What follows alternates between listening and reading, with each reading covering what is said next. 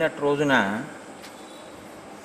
మీరు విన్నారు, 100 యోజనముల సముద్రాన్ని దాటి లంకాపట్టణానికి వెడితే సీతమ్మ తల్లి దర్శనం అవుతుంది అని సంపాతి చెప్పారు. సంపాతి చెప్పినటువంటి వాక్యం నిజము అని గుర్తు ఏమిటంటే, ఆ మాట సాయం చెయ్యగానే కాలిపోయిన రెక్కలు సంపాతికి మళ్ళీ పుట్టాయి. కిష్కింధకాండ పూర్తి చేస్తూ మహర్షి 2 వైభవోపేతమైనటువంటి విషయాల్ని ప్రతిపాదిస్తారు. రామ కథ యొక్క గొప్పతనం ఎటువంటిది, రామనామము యొక్క గొప్పతనం, రామనామానికి రామకథకి మాట సాయం చేసినంత మాత్రం చేత వచ్చేటటువంటి ఫలితం. కేవలం మాట సాయం చేసినటువంటి సంపాతికి కాలిపోయిన రెక్కలు మళ్ళీ వచ్చాయి.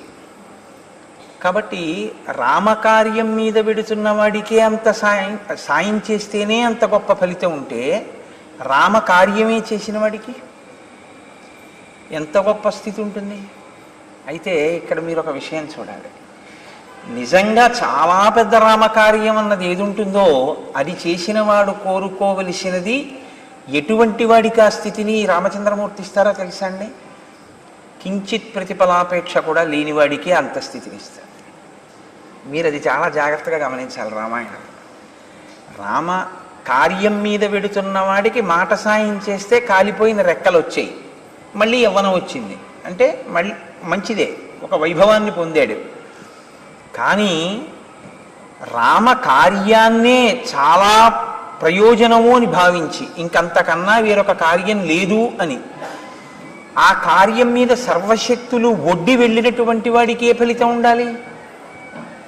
రామచంద్రమూర్తి యొక్క ఆలింగనం లభిస్తుంది, రాముడే లభిస్తాడంతే. ఇంకా దానికి వేరొక ప్రయోజనం ఏమీ ఉండదు, సరికదా?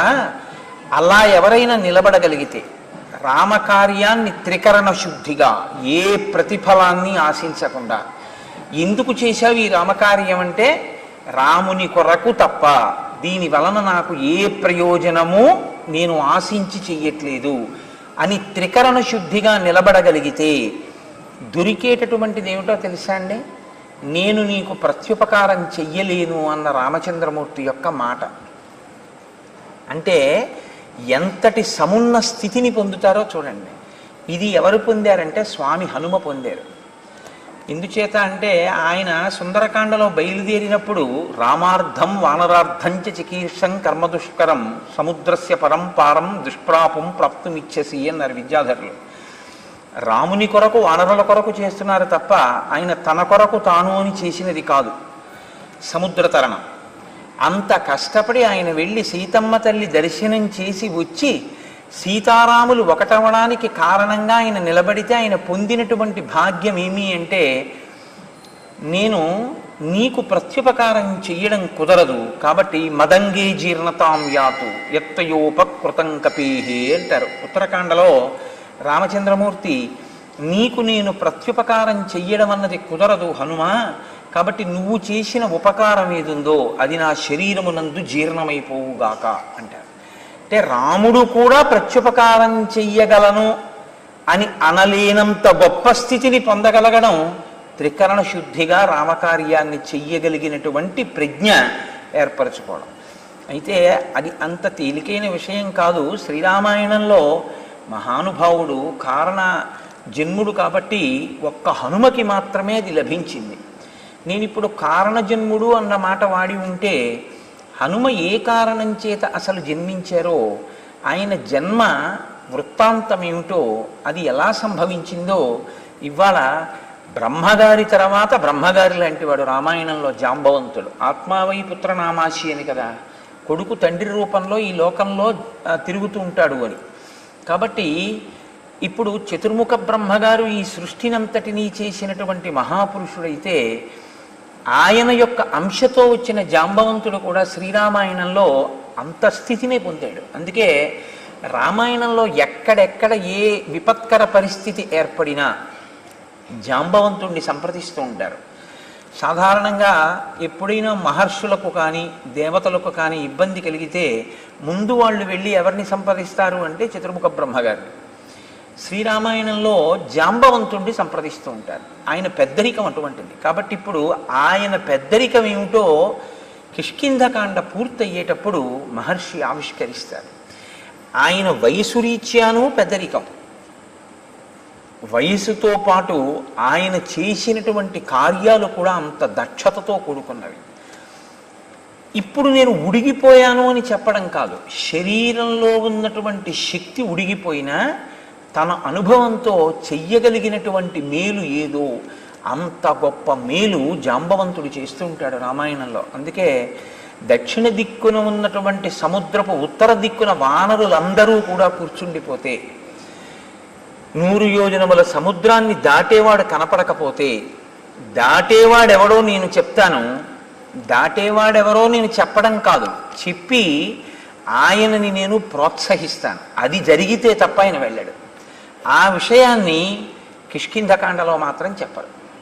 మీరు ఇది ఎక్కడి నుంచి చూడవలసి ఉంటుంది అంటే, శ్రీరామాయణంలో సుందరకాండ వరకు కానీ యుద్ధకాండ వరకు కానీ మీకు ఎక్కడ ఈ ప్రస్తావన లేదు అసలు హనుమ గురించి.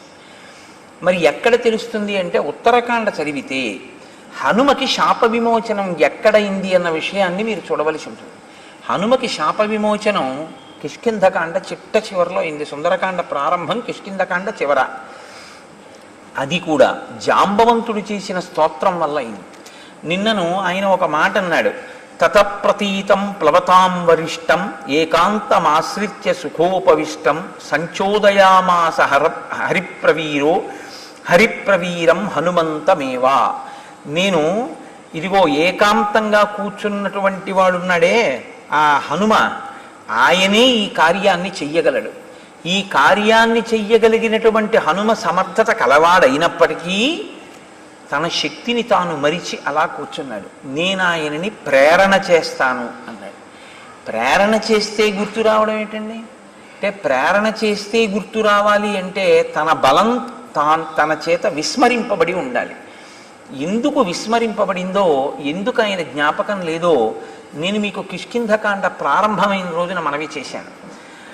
నాతి క్రుద్ధాతి మన్వత అని శేపురేనన్ రఘుశ్రేష్ఠ, వాళ్ళు కోపం లేకపోయిన ఋషులు అప్పటికి హనుమకి అంత బలం అవసరం లేదు అని ఒక అనుగ్రహ వాక్కు శాపరూపంగా విడిచిపెట్టారు.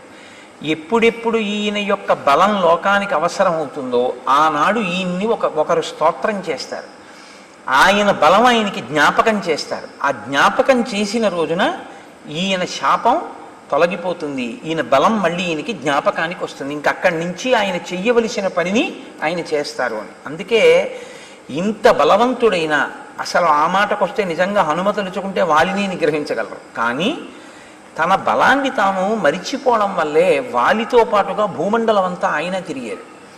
అటువంటి హనుమకి శాప విమోచనం అయ్యేటటువంటి సందర్భం చాలా మహోత్కృష్టమైనటువంటి సందర్భం శ్రీరామాయణంలో. ఎందుకంటే ఇక నుంచి ఆయనకి శాప విమోచనం జరిగితే ఆయనకున్న బలం దేనికి ఉపయోగపడుతుంది?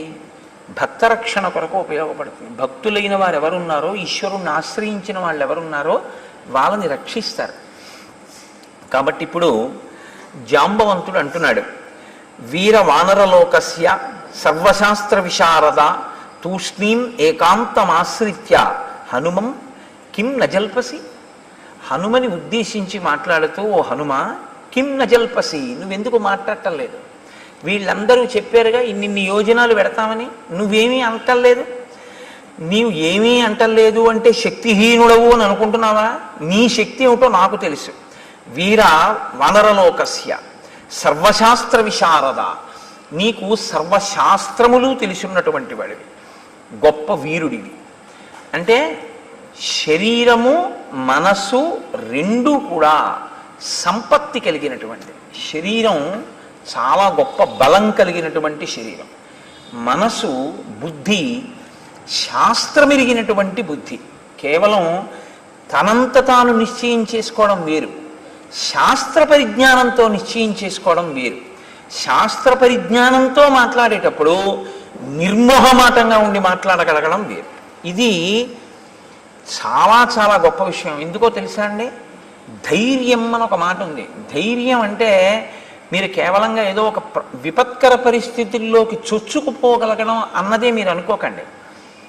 శాస్త్రాన్ని నమ్మినవాడు శాస్త్రాన్ని నమ్మినట్టు ఉన్న మాట ఉన్నట్టు మాట్లాడగలిగితే వాడు ధీరుడు, వాడు ధైర్యవంతుడు. ఎందుకంటే దాని వలన ఆయన నమ్మకం ప్రకాశిస్తుంది. ఆయన ఎంత నమ్మినవాడో, ఎంత చిత్తశుద్ధి ఉన్నవాడో ఆ సందర్భాన్ని బట్టి తెలుస్తూ ఉంటుంది. హనుమ అంత గొప్ప శాస్త్ర విశారదుడు, శాస్త్రం తెలుసున్నవారు. తెలుసు కాబట్టి దాన్ని ఆయన అనుష్ఠాన పర్యంతంలోకి తీసుకొస్తారు. అందుకే మీరు ఎదర సుందరకాండలో వింటారు, నమస్కారం దగ్గర నుంచి ఏ కాలు పెట్టి లంకాపట్టణంలోకి ప్రవేశించాలి అన్నదాన్ని, ఎటువంటి శరీరంతో లంకాపట్టణంలో ప్రవేశించాలి అన్నదాన్ని, మాట్లాడేటప్పుడు ఎలా మాట్లాడాలి అన్న విషయాన్ని, రావణ దర్శనం చెయ్యాలి అంటే ఏది చేసి రావణ దర్శనాన్ని సాధించవచ్చు అన్నదాన్ని, ప్రతి చిన్న విషయాన్ని ఆయన ఎంత గొప్పగానో పర్యవలోకనం చేస్తారు. ఇది ఇంత గొప్ప ప్రజ్ఞ ఉన్నా అప్పుడప్పుడు చిన్ని చిన్ని వైక్లభ్యాలు వస్తూ ఉంటాయి, రాకపోవడం అన్నది ఉండదు. కానీ ఎవడికి శాస్త్ర పరిజ్ఞానం పక్కన భక్తి ఉందో వాడికి అటువంటి తొట్టుబాటు వచ్చినప్పుడు ఈశ్వరుడు వాడిని రక్షిస్తూ ఉంటాడు. నువ్వు తొట్టుపడ్డావు ఇవాళ, అలా తొట్టు పడకు అని మళ్ళీ ఉంచుకోగలిగినటువంటి శక్తిని ఇస్తాడు. ఇది మీరు చాలా జాగ్రత్తగా రామాయణంలో గమనించవలసి ఉంటుంది. ఒకసారి తొట్టు పడితే పాతాళలోకం వరకు పడిపోతాడు ఒక్కొక్కడు. ఎందుకు పడిపోతాడో తెలుసా అండి? శాస్త్రం తెలియక కాదు, శాస్త్రం తెలిసి. శాస్త్రం తెలిసిన్నవాడే. దేనికి పడిపోతాడంటే, నాకు శాస్త్రం తెలిసన్న అహంకారం ఉంటుంది తప్ప ఈశ్వరుడి యందు భక్తి లోపించి ఉంటుంది. ఈశ్వరుని యందు భక్తి లేకుండా కేవలము శాస్త్రం ఒకటి తెలిసి వచ్చినటువంటి వైక్లభ్యము పడగొట్టేస్తుంది. శాస్త్రము తెలిసి వైక్లభ్యం వచ్చినా దిద్దుకోగలిగినటువంటి ఉంచుకోగలిగిన స్థితి ఎక్కడి నుంచి వస్తుందంటే భక్తిలోంచి వస్తుంది. నేను ఇవాళ ఏ మాట అన్నానో ఆ మాటని మీరు చాలా జాగ్రత్తగా గమనిస్తూ ఉండండి. హనుమ విషయంలో ఇది మీకు ప్రస్ఫుటంగా తెలుస్తూ ఉంటుంది. ఆయన కూడా అక్కడక్కడ కొద్దిగా తప్పటడుగు వేస్తూ ఉంటారు. మండోదరిని చూసి సీతమ్మ అనుకుంటూ ఉంటారు. సీతమ్మ కనపడలేదని నే చచ్చిపోతానంటారు. కానీ ఎక్కడెక్కడ హనుమ అటువంటి ఉద్వేగాన్ని పొందుతారో అక్కడక్కడ ఈశ్వరుడు ఆయనకి అండగా వచ్చి కాపాడుతుంటాడు. ఎందుకు వచ్చి కాపాడతాడు అంటే ముందు ఆయన బుద్ధిని నిలబెడుతుంటాడు. బుద్ధి నిలబడితే కదండి శరీరం నిలబడ్డం. బుద్ధి నిలబడలేకపోతే శరీరంలో బలం ఉండి ప్రయోజనం ఏమిటి? ఇది హనుమయందు ప్రకాశించేటటువంటి గుణం. కారణం ఏమిటంటే ఆయన భక్తి తత్పరత. అందుకే కొద్దిగా ఒడుదుడుకులు వచ్చినా ఉంచుకోగలిగిన వాడు ఎవరంటే, నిలబడగలిగిన వాడు ఎవరంటే భక్తి కలిగిన వాడే. ఆ భక్తి అంటూ ఉందనుకోండి, అది ఎన్ని ఇబ్బందుల నుంచి అయినా బయటపడేస్తుంది. అదొక్కటి లేదనుకోండి, ఎప్పుడైనా జారిపోయే ప్రమాదం ఉంటుంది. ఎందుకంటే అహంకారం అనేటటువంటిది పక్కన పెరిగిపోతూ భక్తి తరిగిపోతే తాను ఏది చదువుతాడో దాని మీదే నమ్మకం లేని స్థితికి వెళ్ళిపోతాడు. అప్పుడు ఏమవుతుందంటే ప్రమాదంలోకి జారిపోతాడు. రావణాసురుడి యందు ప్రకాశించేటటువంటి లక్షణం అది. ఆయనకి శాస్త్ర పరిజ్ఞానం ఉంది, ఆయనకి తెలుసు. కానీ ఆయన దేనికి వాడుకుంటాడంటే తను చేస్తున్నదే మంచి పని అన్నదాన్ని సమర్థించుకోవడానికి, శాస్త్రాన్ని మార్చి చెప్పడానికి ఉపయోగిస్తాడు. తనకి అనుకూలంగా శాస్త్రాన్ని తిప్పుతాడు తప్ప శాస్త్రం ఎలా ఉందో తాను అలా ప్రవర్తించాడు. ఎందుకని? భక్తి అన్నది లోపించడమే దానికి కారణం. ఆ భక్తి లోపం వచ్చిందనుకోండి, భక్తి లోపం అంటే విశ్వాసమేనండి. సా శ్రద్ధ కదితా సిద్భి యయా వస్తూపలభ్యతే. ఆ శ్రద్ధ ఉంటే గురువు యందు ఈశ్వరుడు యందు ఆ శ్రద్ధ ఉందనుకోండి, అది మిమ్మల్ని కాపాడేస్తుంది. కాబట్టి జాంబవంతుడు అంటున్నాడు, నీవు సర్వశాస్త్ర విశారద తూష్ణీం ఏకాంతమాశ్రిత్య హనుమన్ కిం నజల్పసి. నీవు ఏమీ మాట్లాడకుండా ఇన్ని ఎరుగున్నవాడివి ఒక్కడివే ఎందుకు కూర్చున్నావు? హనుమన్ హరిరాజస్య సుగ్రీవస్య సమోహ్యపి హనుమన్ హరిరాజస్య సుగ్రీవస్య సమోహ్యసి రామలక్ష్మణయోశ్చాపి తేజసాచ బలేన చ. ఓ హనుమ, నీవు వానరులకందటికీ ప్రభువు అయినటువంటి సుగ్రీవుడు ఏ స్థాయిలో ఉన్నవాడో, ఎంతటి బలవంతుడో, నీవు కూడా అంతటి బలవంతుడవే. ఈ మాట వెనక ఉన్నటువంటి తర్కాన్ని మీరు గమనించాలి. ప్రభువుతో సమానమైనటువంటి బలవంతుడు అనుకోండి, ప్రభువుతో సమానమైన శాస్త్ర పరిజ్ఞానం ఉన్నవాడు అనుకోండి, నేను ఈయన మాట వినేది ఏమిటనేటటువంటి లక్షణం ఒకటి ఉంటుంది. కానీ ప్రభువుతో సమానమైన వాడైనా ప్రభుత్వాన్ని గౌరవించేటటువంటి వాడు ఆయన. ఆ బలాలు ఎప్పుడు చూసుకోడు. ఆయన సింహాసనం మీద ఉన్నాడు, నేను ఆయన మాట వినాలి. ఇది వినయం. ఈ వినయం హనుమయందు చాలా చాలా గొప్పది. అందుకే ఈ వినయానికి పరాకాష్ట ఎక్కడంటే, మీకు హనుమ ఎప్పుడు కనపడ్డా రామచంద్రమూర్తి యొక్క పాదాల దగ్గర కూర్చుని ఎప్పుడు ఆయన పాదాల వంక చూస్తూ ఇలా నమస్కారం చేస్తూ ఉంటారు. మీరు చూడండి, లోకంలో ఇద్దరు ఉంటారు. వాళ్ళు మీరు పూజ చేద్దామని వెళ్ళినా సరే, పిడుగులు పడిపోయినా సరే, వడగళ్ళ వాన పడిపోయినా సరే, పెద్ద పెద్ద బాజాలు వాయించినా సరే, వాళ్ళు మాత్రం తల తిప్పరు. అలా తల తిప్పకుండా ఎప్పుడు ఈశ్వరుణ్ణి చూసేటటువంటి వాళ్ళు ఒకడు నందీశ్వరుడు, రెండవ వారు హనుమ. ఎప్పుడూ రామచంద్రమూర్తి పాదాల వంక తదేక ధ్యానంతో చూసి మురిసిపోవడమే తప్ప అసలు ఇలా తల తిప్పి ఫోటో తీయించుకున్నది హనుమ ఎప్పుడూ లేదు. మీరు చూడండి, ఆయన ఎప్పుడు ఇలా ఎప్పుడూ ఉండరు, ఏ ఫోటోలోనూ అలా ఉండరు. ఆయన ఎప్పుడు రామపాదాలనే చూస్తూ నమస్కారం చేస్తూ ఉంటారు. అంటే ఆయన వినయం అటువంటిది. కాళ్ళ దగ్గర కూర్చుంటారు. అదండి కింద పడినట్టు ఉంటుంది, కానీ మహోన్నతికి కారణం అదే అవుతుంది. పెద్దలైన వారు చాలా సంతోషించేది, పెద్దలు సాధారణంగా లొంగిపోయేది, ఆశీర్వచనం ఇచ్చేది, వాళ్ళ ఉన్నతిని కోరుకునేది. మనసులో వాళ్ళ పేరు గుర్తొస్తే ఓ ఆయన వృద్ధిలోకి రావాలి, ఆయన ఆయుష్మంతుడు కావాలి అని తలుచుకునేది. దేనివల్ల తెలుసా? ఆ వినయం వల్లే. అసలు ఆ వినయం అన్నది లేకపోతే పెద్దలైన వారు ఆ దరిదాపులకి రానివ్వరు. వాళ్ళ మనసులో మిదిలే అవకాశం కూడా ఉండదు, మనసులో స్థానాన్ని పొందలేరు. మీరు ఎవరికి వినయం ఉంటుందో వారు బాగా దగ్గరవుతారు. గురువుకి కానీ ఈశ్వరుడికి కానీ దగ్గరవడానికి హేతువేది అంటే కేవలం వినయమే. వినయం తప్ప మీరు ఆ ఇద్దరికీ దగ్గరవడానికి ఇంకొక హేతు ఉండదు. కారణం ఏంటో తెలుసా అండి? లోకంలో ఇంకా మిగిలిన ఏ అనుబంధానికి దగ్గర అవ్వాలన్నా బాహ్య కారణాలు ఉంటాయి. ఒక భర్తకి భార్య దగ్గర అవ్వడానికి ఒక ప్రేమ ఏదో కారణం ఉంటుంది, ఒక కొడుకు తండ్రికి, ఒక కూతురు తల్లికి, ఒక కోడలు మామగారికి, అలా దగ్గర అవ్వడానికి కొన్ని కారణాలు ఉంటాయి, ఏదో బాహ్యమైనటువంటి కారణాలు ఆ ప్రేమలు. కానీ గురువు గారికి ఈశ్వరుడికి దగ్గర అవ్వడానికి కారణం ఏమిటో తెలుసా? వినయం ఒక్కటే కారణం. ఎందుకు వినయాన్ని అడుగుతారు అని మీరు నన్ను ప్రశ్న వేయచ్చు. వాళ్ళకి ఇవ్వడానికి వాళ్ళు కోరుకున్నది నీ వద్ద లేదు. ఎందుకో తెలుసా అండి ఈ మాట నేను అంటున్నాను? వారికి అసలు కోరికుంటే తృప్తి ఉంటుంది. తృప్తి ఎప్పుడు ఉంటుందండి? కోరికుంటే. ఇప్పుడు నాకు తృప్తి అన్న మాట ఒకటి, ఇప్పుడు నాకు కోరిక ఉంటే, నాకు ఏదో గుంటూరులో ఒక జిలేబీ తినాలి అని నాకు కోరిక వచ్చింది అనుకోండి, పట్టుకొచ్చి హరిప్రసాద్ గారు నాకు జిలేబీ పెట్టారనుకోండి, నేను తింటే నాకు తృప్తి. అసలు నాకు దీని మీద వ్యామోహం లేదు. మీరు తీసుకొచ్చి అక్కడ పెట్టినా నాకు దాని మీద ఏం అనురక్తి లేదు. నేను తినాలని నేనేం కోరిక పడను అనుకోండి. నేనంటే అలా అన్నానని మీరు అనుకోవద్దు. నేను ఇంద్రియ చాపల్యం ఉన్నవాడిని, నేనేం గొప్పవాడిని అని చెప్పట్లేదు, ఒక ఉదాహరణ చెప్తున్నాను అంతే. ఇప్పుడు నాకు తృప్తి మీరు ఎలా తీసుకొస్తారు చెప్పండి? నాకే కోరిక లేదు. ఏ కోరిక లేని నాకు మీరు ఏం చేసి తృప్తినిస్తారు?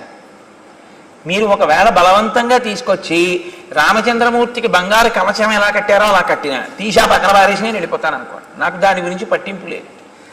అది ఒక గడ్డి పరక, రెండూ నా దృష్టిలో ఒకటే.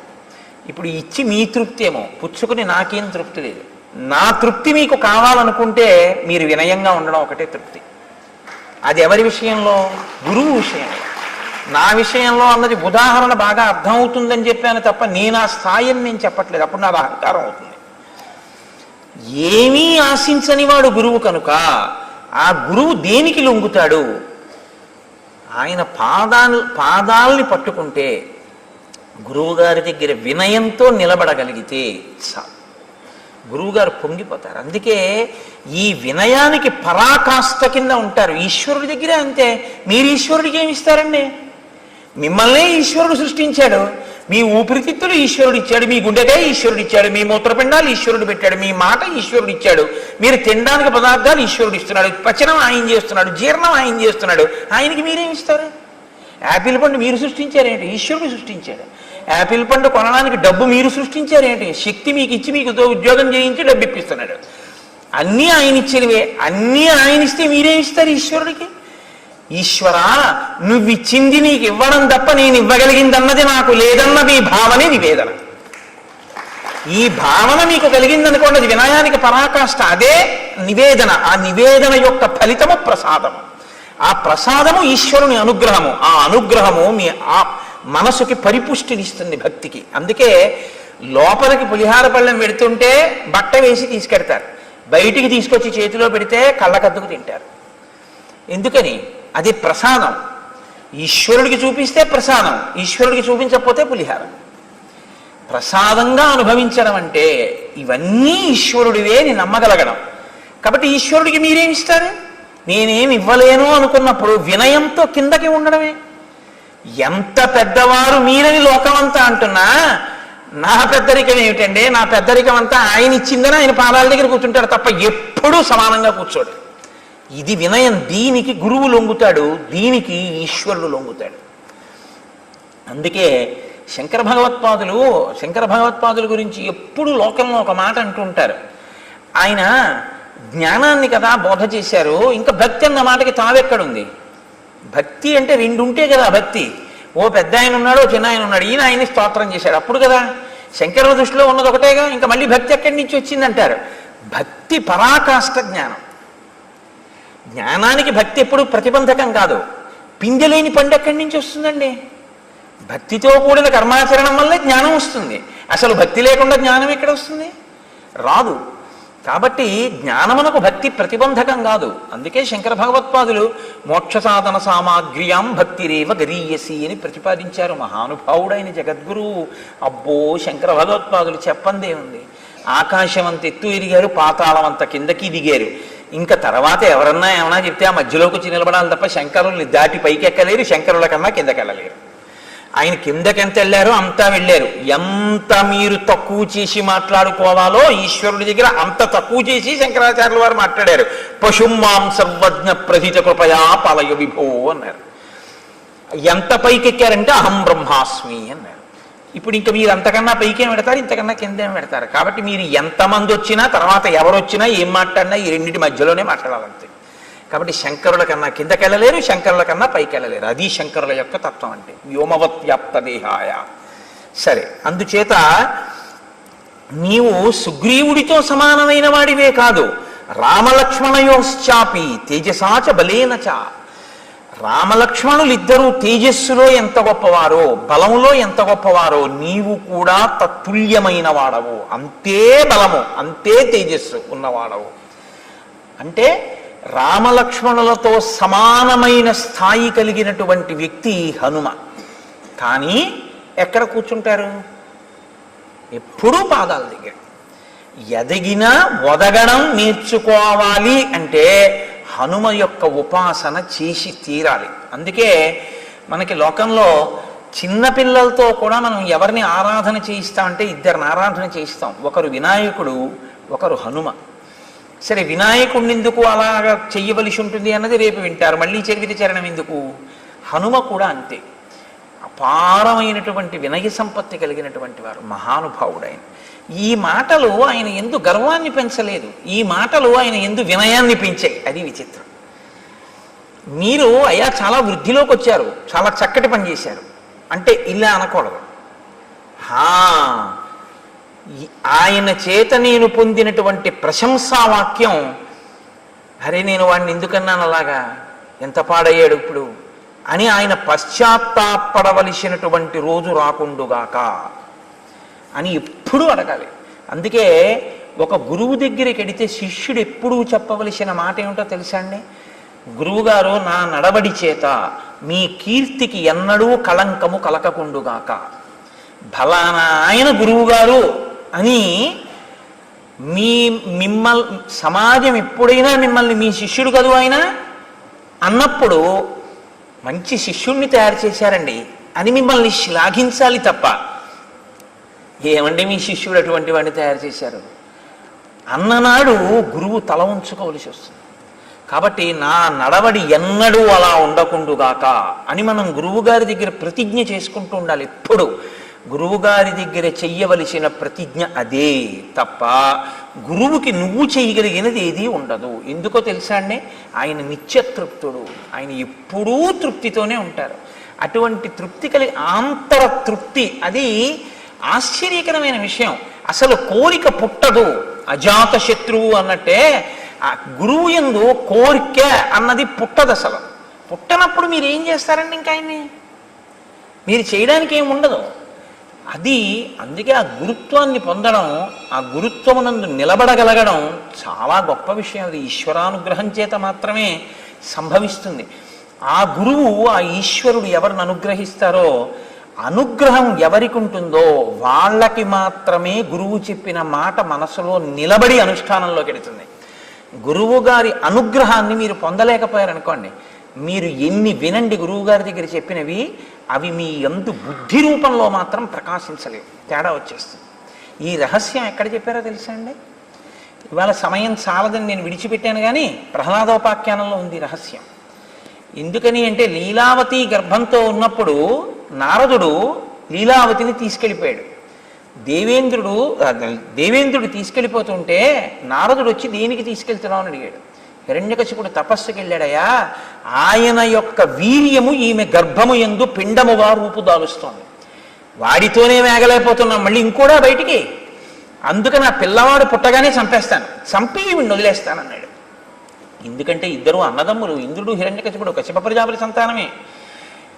అంటే నారదుడు అన్నాడు, నీకేం తెలుసు, హిరణ్యకశిపుడి కొడుకు కాబట్టి అలా ఉంటాడు అనుకుంటున్నావు, కాదు, ఆయన హిరణ్యకశిపుడి కొడుకైనా లోకమంతిటి చేత కీర్తింపబడేటటువంటి మహాభక్తుడు పుడుతున్నాడు, నువ్వెవరు చంపడానికి, కాబట్టి నా ఆశ్రమానికి తీసుకెళ్తానన్నాడు. అటువంటి మహాభక్తుడు పుడితే నాకేం అభ్యంతరం, తీసుకెళ్ళండి అన్నాడు.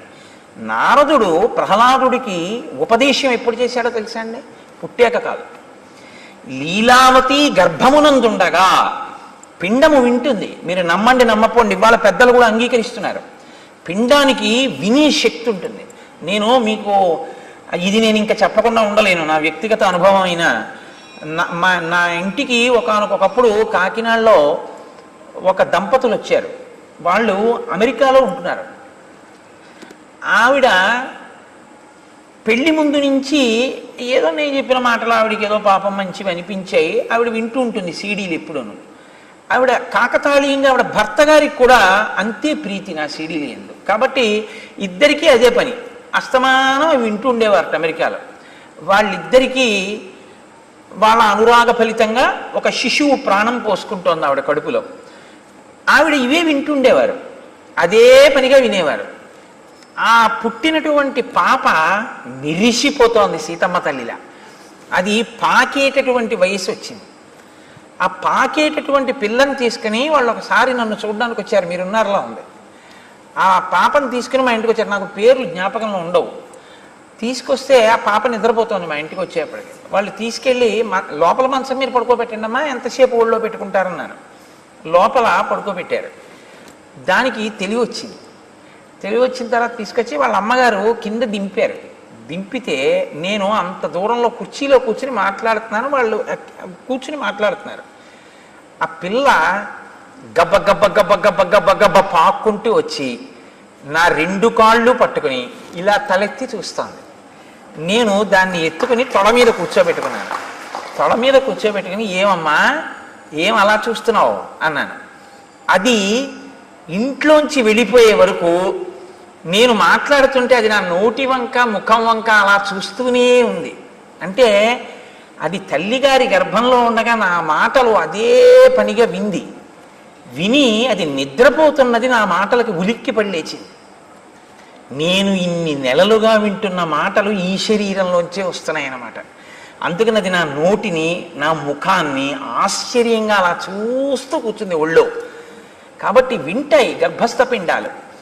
నారదుడు చెప్పినటువంటి మాటలు లీలావతి తల ఊపుతూ వింది, లోపల ప్రహ్లాదుడు విన్నాడు. ప్రహ్లాదుడు బయటకు వచ్చాడు, లీలావతి అంతఃపురానికి వెళ్ళింది. అంతఃపురంతో ప్రహ్లాదుడు వెళ్ళాడు. లీలావతి మరిచిపోయింది, ప్రహ్లాదుడికి గుర్తుండిపోయింది. ఇది రాక్షసుల పిల్లలతో చెప్తూ ప్రహ్లాదుడు ఒక రహస్యం చెప్పాడు. ఆయన అన్నాడు, వెల్లిగొన నాటి నుండి అనుగ్రహం చేత, గురువు గారి యొక్క అనుగ్రహం చేత, గురువు యొక్క అనుగ్రహం, ఈశ్వరానుగ్రహం ఎక్కడుంటాయో అక్కడ గురువు గారి నోటి వెంట వచ్చినటువంటి మాటల్ని మరిచిపోవడం ఉండదు. మనసు తిప్పి తిప్పి తిప్పి తిప్పి అనుష్ఠానంలోకి తీసుకొస్తుంది. అది లేదనుకోండి మరుపు కిందకి వెళ్ళిపోతుంది. కాబట్టి ఒక్కొక్కరి యందు విన్న విషయాలు, తెలుసుకున్న విషయాలు ఇంకా వినయం వైపుకి తీసుకెడతాయి. కారణం ఏమిటంటే అది కారణజన్ములంటే. తప్ప మీరు ఫలానా వారితో సమానం అండి అన్నారు అనుకోండి, అంతే, ఇంకా వారే ఉండండి వాళ్ళతో సమానం నేనంటే ఇంకేమిటో అహంకారం.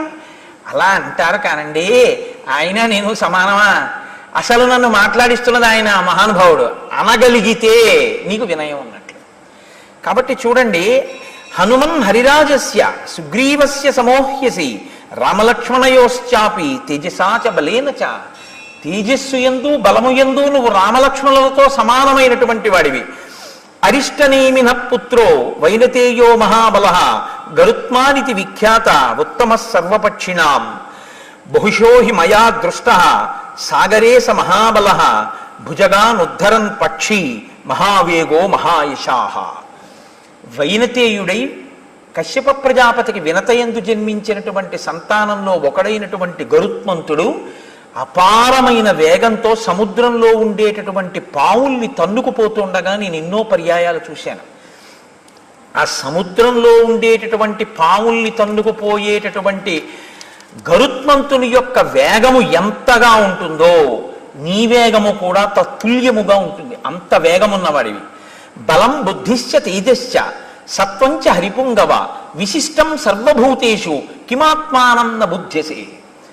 మహానుభావ, నీ బలము, నీ బుద్ధి, నీ తేజస్సు, నీ సత్వము సమస్త భూతముల కన్నా గొప్పవి. నీతో సమానమైన భూతమే లేదు. భూతము అంటే ప్రాణి. అసలు నీతో సమానమైనటువంటి ప్రాణి లేదు ఈ లోకంలో. అంతటి బుద్ధి, అటువంటి బలం, అటువంటి తేజస్సు ఉన్నవాడివి. అటువంటి వాడివి ఇలా కూర్చుని ఉంటావా? నీవు ఇంత తేజస్సుతో ఇంత గొప్పవాడిగా పుట్టడం అన్నది నీవు పుట్టిన తరువాత సంపాదించుకున్నది కాదు, నీకు పుట్టుకయందే అనుగ్రహింపబడినది. అసలు పుట్టి పుట్టగానే నీకు వచ్చింది. నీ జన్మయే కారణ జన్మ. ఏదో ప్రయోజనం లేకుండా నీకింత బలం కలగదు, ఏదో కారణం లేకుండా నీకింత తేజస్సు ఇవ్వరు. కాబట్టి ఇంతటి తేజోమూర్తిగా నువ్వు జన్మించావు. ఇక్కడ ఎప్పుడూ కూడా మీరు ఒకటి గమనించవలసి ఉంటుంది. మీరు ఇటువంటి విషయాలు వినేటప్పుడు కారణజన్మల యొక్క జన్మకి సంబంధించినటువంటి విషయాన్ని లౌకికమైనటువంటి దృష్టితో మీరు విచారణ చేయకూడదు ఎప్పుడు కూడా. ఎందుకో తెలుసా అండి, అది పరాశక్తి యొక్క అనుగ్రహం చేత జన్మిస్తారు వాళ్ళు. అందుకే అసలు ఒక్కొక్క మహానుభావుడు జన్మించేటప్పుడు ఆయన జన్మిస్తే అటువంటి గొప్ప తేజోమూర్తిని భరించగలిగినటువంటి క్షేత్రం ఉండదు. ఈశ్వరుడి అవతారాన్ని భరించగలదేమో కానీ మహర్షుల యొక్క తేజస్సుని భరించి వహించగలిగిన క్షేత్రాలు ఉండవు. నేను మీతో యథార్థం చెప్తున్నా. రామచంద్రమూర్తిని కనగలిగిన కడుపు ఉంటుందేమో, వశిష్ఠ మహర్షిని కనగలిగిన కడుపు ఉండదు. అందుకే వాళ్ళు కుంభసంభవులు. ఒక కలశలోంచి ఉద్భవించారు వాళ్ళు. కారణం ఏమిటంటే ఆ తేజస్సుని భరించడం కష్టం. సుబ్రహ్మణ్యోత్పత్తిలో మీరు విన్నారు, ఏ క్షేత్రం భరించగలిగింది ఈశ్వర తేజస్సుని? అవి భరించలేరు. కాబట్టి భరించగలిగినటువంటి క్షేత్రము యందు ప్రవేశపెడతారు. ఆ తేజస్సుని ప్రవేశపెట్టి ఆ తేజస్సుతో కలిపి కారణజన్ములుగా వస్తారు తప్ప ఒక పతివ్రత యొక్క శీలాన్ని హరించడం లక్షణంగా దేవతలు ప్రవేశపెట్టారు. అందుకే శీలాపహరణం లేకుండా యోగ్యమైన క్షేత్రమునందు తేజస్సు ప్రవేశపెట్టి ఆ రూపంగా పుడితే తప్ప దేవతా కార్యం జరగదు అంటే ఆ రూపంగా జన్మించడానికి వీలుగా గర్భస్థం చేస్తారు. అందుకే శ్రీరామాయణంలో చాలామంది వానరులు ఆశ్చర్యకరమైనటువంటి జన్మలు స్వీకరించిన వారు. అలా పుట్టిన వాళ్ళల్లో వాలిసుగ్రీవులు కూడా స్త్రీ యందు జన్మించిన వారు కారు. వృక్షకరజస్సు అని ఆయన గురించి ఉత్తర రామాయణంలో చాలా విశేషంగా ఉంది. ఆయన చతుర్ముఖ బ్రహ్మగారికి ఒకనకొకప్పుడు సమాధినిష్టలో ఉండగా కన్నుల వెంట నీరు కారింది. ఇట్నుంచి కారితే దుఃఖమని, ఇట్నుంచి కారితే అది ధ్యానావస్థలో వచ్చేటటువంటి బాష్పధారలని అంటారు. ఆ బాష్పధారలు పడుతుంటే ఆయనకి ఎందుకో బుద్ధి పుట్టి తన చేత్తో పట్టుకున్నారు ఆ నీటి చుక్కలు. అందులోంచి పుట్టాడు ఒక వానరుడు, వృక్షకరజస్సు అని. ఆ పుట్టినటువంటి వానరుణ్ణి ఆయన భూమండలం మీద విడిచిపెట్టి నువ్వు అక్కడ పళ్ళు కాయలు తింటూ ఉండు అన్నారు. ఆయన పళ్ళు కాయలు తింటూ ఒకానొకప్పుడు ఒక సరస్సులో ఆయన ఎప్పుడు ఇంకో ప్రాణిని ఎదురుగుండా చూసింది లేదు. ఎప్పుడు ఏవో పళ్ళు కాయలు తింటూ బ్రహ్మగారు చెప్పిన ప్రదేశంలో బతుకుతున్నాడు. ఒకప్పుడు ఒక కైలాస పర్వతం దగ్గర ఉన్నటువంటి సరోవరం దగ్గరికి వెళ్ళి ఆ నీటిలోకి చూశాడు. అసలు నీటిలోకి ప్రతిబింబం చూసుకోకూడదు, ఆయుక్షీణం అవుతుంది కాబట్టి నీటిలోకి చూశాడు. ఇంకో వానరం కనబడితే ఆయన ఇంకో వానరం వచ్చిందనుకుని దాంతో యుద్ధం కోసమైనా నీళ్ళలో దిగాడు. ఆ నీళ్ళలో దిగితే వానరం కనపడలేదు. నీళ్ళకి దిగిపోతే ఇంకా ప్రతిబింబం ఏముంటుందండి? ఆయన పైకి ఎక్కాడు, ఆరదైపోయాడు. ఒక రోజు ఉంటుంది ఆ స్త్రీత్వం. ఇప్పుడు వెంటనే ఆయన యందు ఇంద్రుడు సూర్యుడు మోహం పొందారు. ఇంద్రుడు తన తేజస్సును ఆయన శిరస్సు మీద విడిచిపెట్టాడు. అది వాలం దాకా వెళ్ళి వాలి పుట్టాడు. సూర్యభగవానుడు ఆ స్త్రీయత్వాన్ని పొందినటువంటి వానరుణ్ణి చూసి మోహాన్ని పొంది ఆయన కంఠం మీద విడిచిపెట్టాడు తన తేజస్సుని. సుగ్రీవుడు పుట్టాడు. ఇవి విన్నప్పుడు ఎలా ఉంటుందో తెలుసా అండి? ఏమిటండి ఈ కథలు? సూర్యభగవానుడు అంత గొప్పవాడు, తెల్లవారితే ఆదిత్య హృదయంతో నమస్కరిస్తాం. ఒక వానరకాంత కనపడితే మోహం పొంది తన తేజస్సు విడిచిపెట్టేశాడా, కంఠం మీద పిల్లాడు పుట్టాడా, ఏమిటండి ఇది అనిపిస్తుంది. కాదు, సూర్యభగవానుడి యొక్క తేజస్సుని, ఇంద్రుని యొక్క తేజస్సుని ఒక వానర రూపంగా సృష్టించడానికి యోగ్యమైనటువంటి వానర కాంత క్షేత్రముగా దొరకడం కష్టం. రామచంద్రమూర్తికి సాయపడడానికి తొందరగా రావాలి ఈ వానరాంశలన్నీ, బ్రహ్మగారి ఆదేశం. కాబట్టి ఇప్పుడు వానర కాంతగా ఉన్నటువంటి వాడు బ్రహ్మగారి యొక్క కన్నీటి బిందువులలోంచి పుట్టినవాడు. ఒక్కరోజే ఆడతనం. ఎందుకని? పార్వతీదేవి ఒకనాడు ఆ నీటిలో స్నానం చేస్తుంటే రాక్షసులు ఆడవేషాలతో వచ్చి స్నానం చేశారు. అందులో ఆవిడ గ్రహించలేదు. ఇందులో స్నానం చేసిన వాడు ఆడదైపోతుంది ఒక రోజు అంది ఆవిడ. కాబట్టి ఒకరోజు ఆడదయ్యింది వృక్షక రజస్సు. ఇప్పుడు తొందరగా వాళ్ళ యొక్క తేజస్సుల్ని ఆ కంఠమునందు తోకయందు ప్రవేశపెట్టి ఇద్దరు కుమారులు జన్మించేటట్టు చేశారు. అయితే మీరు నన్ను మళ్ళీ ఇంకో ప్రశ్న చేయొచ్చు. జన్మించారు అనుకోండి, మరి ఇంద్ర తేజస్సు వాలి రాముడికి పనికి రాలేదుగా అని మీరు ఒక మాట నన్ను అడగచ్చు. పనికొచ్చాడు రామకార్యానికి వాలి. ఎక్కడ పనికొచ్చాడో తెలుసా అండి? వాలి రూపంలో దుందుభి, మాయావి ఇలాంటి చాలా పెద్ద పెద్ద రాక్షసులందరినీ ఆయన చక్కబెట్టేసి ఆయన రాముడి చేతిలో వెళ్ళిపోయాడు.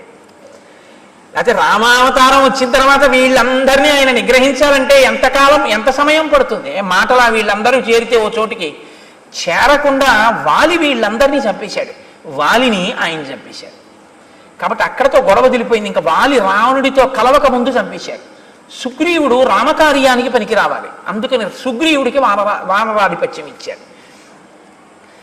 మళ్ళీ శ్రీరామాయణంలో ఉన్నటువంటి ఆ జననములను మీరు చూస్తే చాలా ఆశ్చర్యంగా ఉంటాయి. కాబట్టి ఇప్పుడు మీరు హనుమ యొక్క ఆవిర్భావాన్ని కూడా అటువంటి పవిత్రమైన దృష్టికోణంతో వినవలసి ఉంటుంది తప్ప ఇదంతా ఏదో పరిహాసం కోసమో. వాల్మీకి మహర్షి ఆచమనం చేస్తే బ్రహ్మగారి యొక్క అనుగ్రహంతో సత్యము భాసిస్తే ఆయనకి కనపడితే రచించినటువంటి కావ్యం వాల్మీకి రామాయణం. కాబట్టి అందులో ఒక్క అబద్ధం లేదు. చిట్ట చివర ఫలశ్రుతిలో చెప్తారు, ఒక మాట ఇందులో అమృతము లేదు అని చెప్తారు. కాబట్టి ఇప్పుడు జాంబవంతుడు చెప్తున్నాడు. జాంబవంతుడు ఎందుకు చెప్పగలడు ఇవన్నీ? మీతో నేను చెప్పాను కదా, బ్రహ్మగారు ఎటువంటి వాడో వానరులకు జాంబవంతుడు అటువంటి వాడు. అంతటి దీర్ఘాయుర్దాయం ఉన్నవాడు జాంబవంతుడు. శ్రీరామాయణంలో చాలా చిత్రమైన పాత్ర అండి. రామావతారం వెళ్ళిపోయింది కానీ జాంబవంతుడు మాత్రం ఉండిపోయాడు. ఎక్కడి వరకు ఉండిపోయాడు? మళ్ళీ జాంబవతిని తీసుకెళ్ళి వినాయకుడికి ఆ వినాయక వ్రత కథలో ఆ కృష్ణ భగవానుడికి ఇచ్చి వివాహం చేస్తాడే సత్రాజిత్తు ఆఖ్యానం, అక్కడ వరకు ఉంటాడు. మళ్ళీ అక్కడ మనం ఓ పొరపాటు చెప్పేస్తుంటాం. అసలు ఆ కథ అది అలా ఎలా వచ్చేసిందో, అసలు ఆ కథ అలా ఎలా చెప్పేస్తున్నారో ఇప్పటికీ ఆశ్చర్యంగా ఉంటుంది. నన్ను ఒకసారి ఓ పసిపిల్ల అడిగింది. ఆ పసిపిల్ల అంటే ఓ చిన్న పిల్ల అడిగిందో ఒకసారి, నేను ఎక్కడ ఉపన్యాసం చెప్పి వెళ్ళిపోతుంటే, ఏమంటే జాంబవతి ఊయలలో ఊగుతుంటే అంత పసిపిల్లని కృష్ణ భగవానుడు పెళ్లి చేసుకున్నాడా అని అడిగింది. నేను పెద్దవాళ్ళు అడిగితే చికాకు పడుతుంటాను. మీరు పుస్తకం చదువుకోండి అంటుంటాను. మూలం చదవకుండా ఎవడో దొరికాడు కదా అని అడుగుతారేంటి? చదువుకోండి అంటాను. పిల్లలకి చెప్పడం అంటే నాకు చాలా సరదా. ఎందుకంటే పాపం వాళ్ళు చదువుకునే ఉంటాయి. కుతూహలంతో అమాయకంగా పిల్లలు అడిగితే మాత్రం ఆగి చెప్పే ప్రయత్నం చేస్తాను. ఒకసారి దీనికోసం నేను ప్రయత్నపూర్వకంగా మళ్ళీ అసలు ఆ వినాయక వ్రత కథ యథార్థంగా స్కాందంలో ఎలా ఉందో దాన్ని అంతటినీ మళ్ళీ చెప్పి చూపించాను కూడా ఒకప్పుడు. కాబట్టి అది వేరు విషయం అనుకోండి. ఇప్పుడు దాన్ని మీరు పక్కన పెట్టండి, ఇప్పుడు మళ్ళీ అదంతా చెప్తావా అని దాని జోలికి వెళ్ళకండి. కాబట్టి ఒక్కొక్కరి యొక్క జననము చాలా ఆశ్చర్యంగా ఉంటుంది. అది ఈశ్వరుని యొక్క అనుగ్రహం. దాన్ని ఆ పవిత్రమైన కోణంలో వినవలసి ఉంటుంది. కాబట్టి ఇప్పుడు జాంబవంతుడు అంటున్నాడు, అప్సరాప్సరసాం శ్రేష్ఠ విఖ్యాత పుంజిక స్థల అంజనీతి పరిఖ్యాత పత్ని కేసరిణో హరి విఖ్యాత త్రిశిలోకేషు రూపేణా ప్రతిమా భువి అభిశాపాదభూత్ తాత వానరీ కామరూపిణి దుహిత వానరేంద్రస్య కుంజరస్య మహాత్మనః. పుంజక స్థల అనబడేటటువంటి ఒక చాలా అందగత్తె అయినటువంటి అప్సరస ఒక ఆమె ఉండేది. ఆమె కామరూపిణి. ఆమెకి ఒకానొకప్పుడు ఒక శాపం కలిగింది. అందుచేత ఆమె వానరకాంతగా జన్మించింది. వానరకాంతగా కుంజరుడు అనబడేటటువంటి ఒక మహాయోధుడికి జన్మించింది. ఆవిడ్ని కేసరి అనబడేటటువంటి మరొక యోధుడికి ఇచ్చి వివాహం చేశారు. కోతికి కేసరి అన్న పేరు ఎలా వచ్చింది? మళ్ళీ మీరు దాన్ని జాగ్రత్తగా తెలుసుకుంటే, కేసరి అంటే సింహం. ఒకానొకప్పుడు శంఖము శబళ అని పేరు కలిగినటువంటి 2 ఏనుగులు ఉండేవి. అవి భరద్వాజ మహర్షి యొక్క ఆశ్రమ ప్రాంతంలో ఋషుల్ని చాలా ఇబ్బంది పెట్టి రాత్రికి రాత్రి వచ్చి ఆశ్రమాల మీద పడి ఆశ్రమాలని ధ్వంసం చేస్తుండేవి. ఆ 2 ఏనుగుల్ని నిగ్రహించగలిగినటువంటి బలవంతుడెవరు అని ఆలోచిస్తున్న కాలంలో ఈయన అంజనాదేవి భర్త అయినటువంటి వానరుడు ఆ 2 ఏనుగులతో యుద్ధం చేసి వాటిని మట్టు పెట్టాడు. 2 ఏనుగుల్ని ఏకకాలంలో చంపినవాడు కాబట్టి భరద్వాజ మహర్షి సింహం లాంటి వాడివి అని కేసరి అని బిరుదునామం ఇచ్చారు. ఆ బిరుదునామమే ఆయనకి లోకంలో ఉండిపోయింది. ఉండిపోయిన ఆ కేసరికి అంజనాదేవినిచ్చి వివాహం చేశారు. ఎవరి అంజనాదేవి? పుంజక స్థల అన్న అప్సరసయే. ఆమె శాపవశాత్తు కుంజరుడికి వానరకాంతగా జన్మిస్తే ఆ వానరకాంతనే తీసుకొచ్చి ఈ కేసరికి ఇచ్చి వివాహం చేశారు.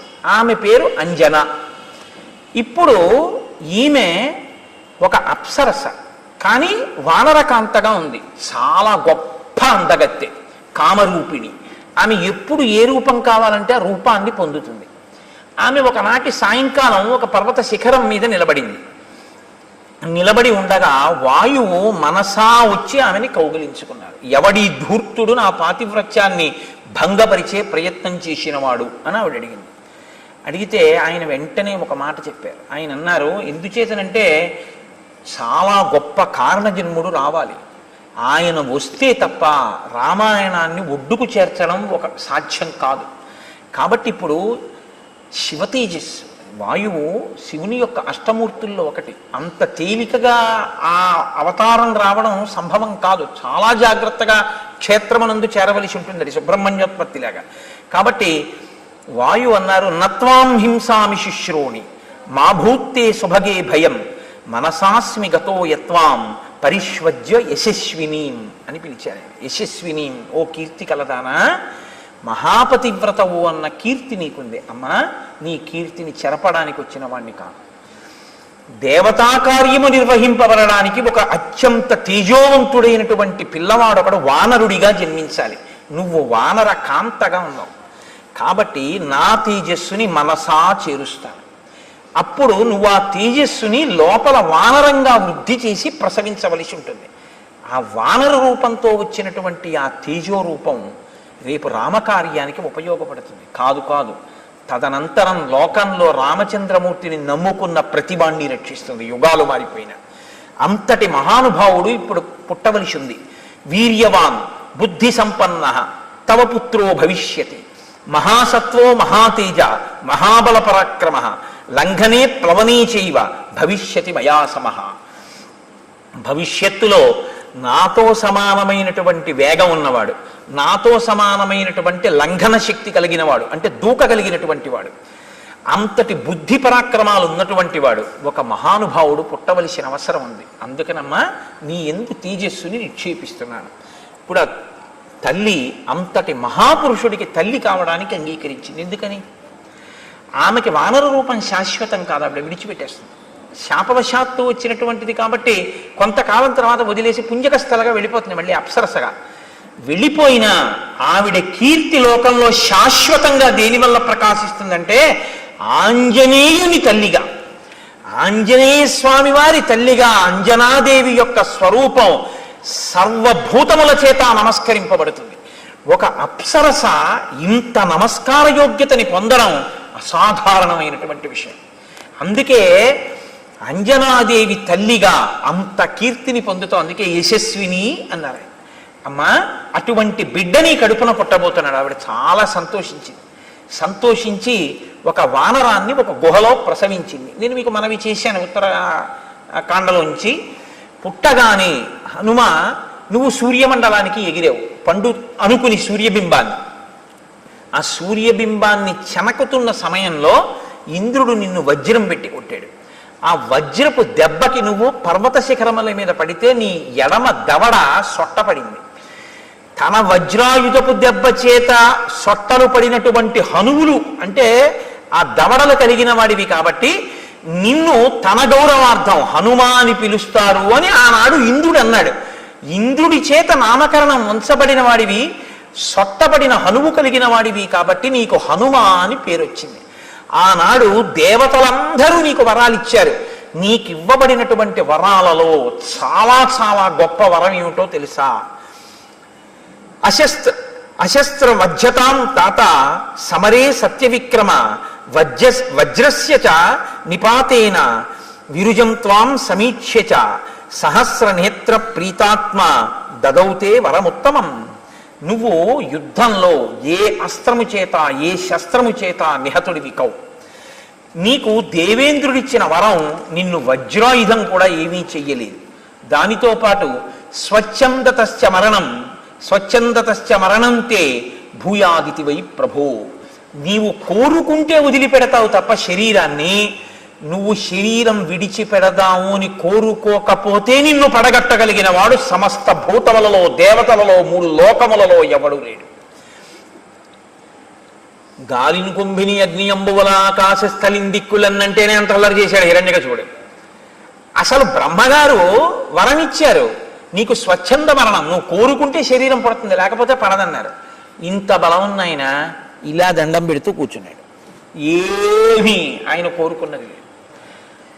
వాల్మీకి రామాయణం కాదు కానీ ఒక చోట హనుమ యొక్క భక్తికి ఒక మాట చెప్తారు. వాల్మీకి రామాయణం కాదు, మీరు చాలా జాగ్రత్తగా గుర్తుపెట్టుకోవాలి. కానీ అందం కోసం ఓ మాట చెప్తుంటారు. రామచంద్రమూర్తి పట్టాభిషేకం అయిపోయిన తర్వాత అందరూ అన్ని విధులు వేసుకున్నారు. నేను ఇచ్చేస్తాను. హనుమ అలా కూర్చున్నాడు. నువ్వేం చేస్తావు హనుమ అని అడిగారు రామచంద్రమూర్తి. అందరూ అన్ని పనులు తీసేసుకున్నారుగా, ఇంక నీకేం పనుంది, ఏం చేస్తావు అన్నారు.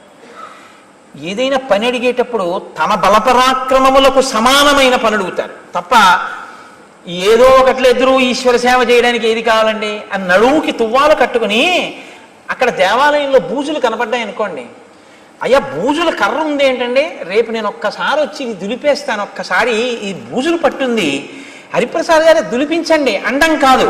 అయ్యా నేను రేపు వచ్చి ఓ 10 మంది ఒక్కసారి పట్టాభిషేకం వచ్చేస్తోంది కదా 15 రోజుల్లో, అది కోయిల్ ఆళ్వార్ తిరుమంజన్ ఉత్సవ్ అంటే అది కాయిక కైంకర్యం ఎంత గొప్పదో తెలుసా అండి. పెరియ పురాణంలో అప్పర్ చేశారని చెప్తుండేవారు.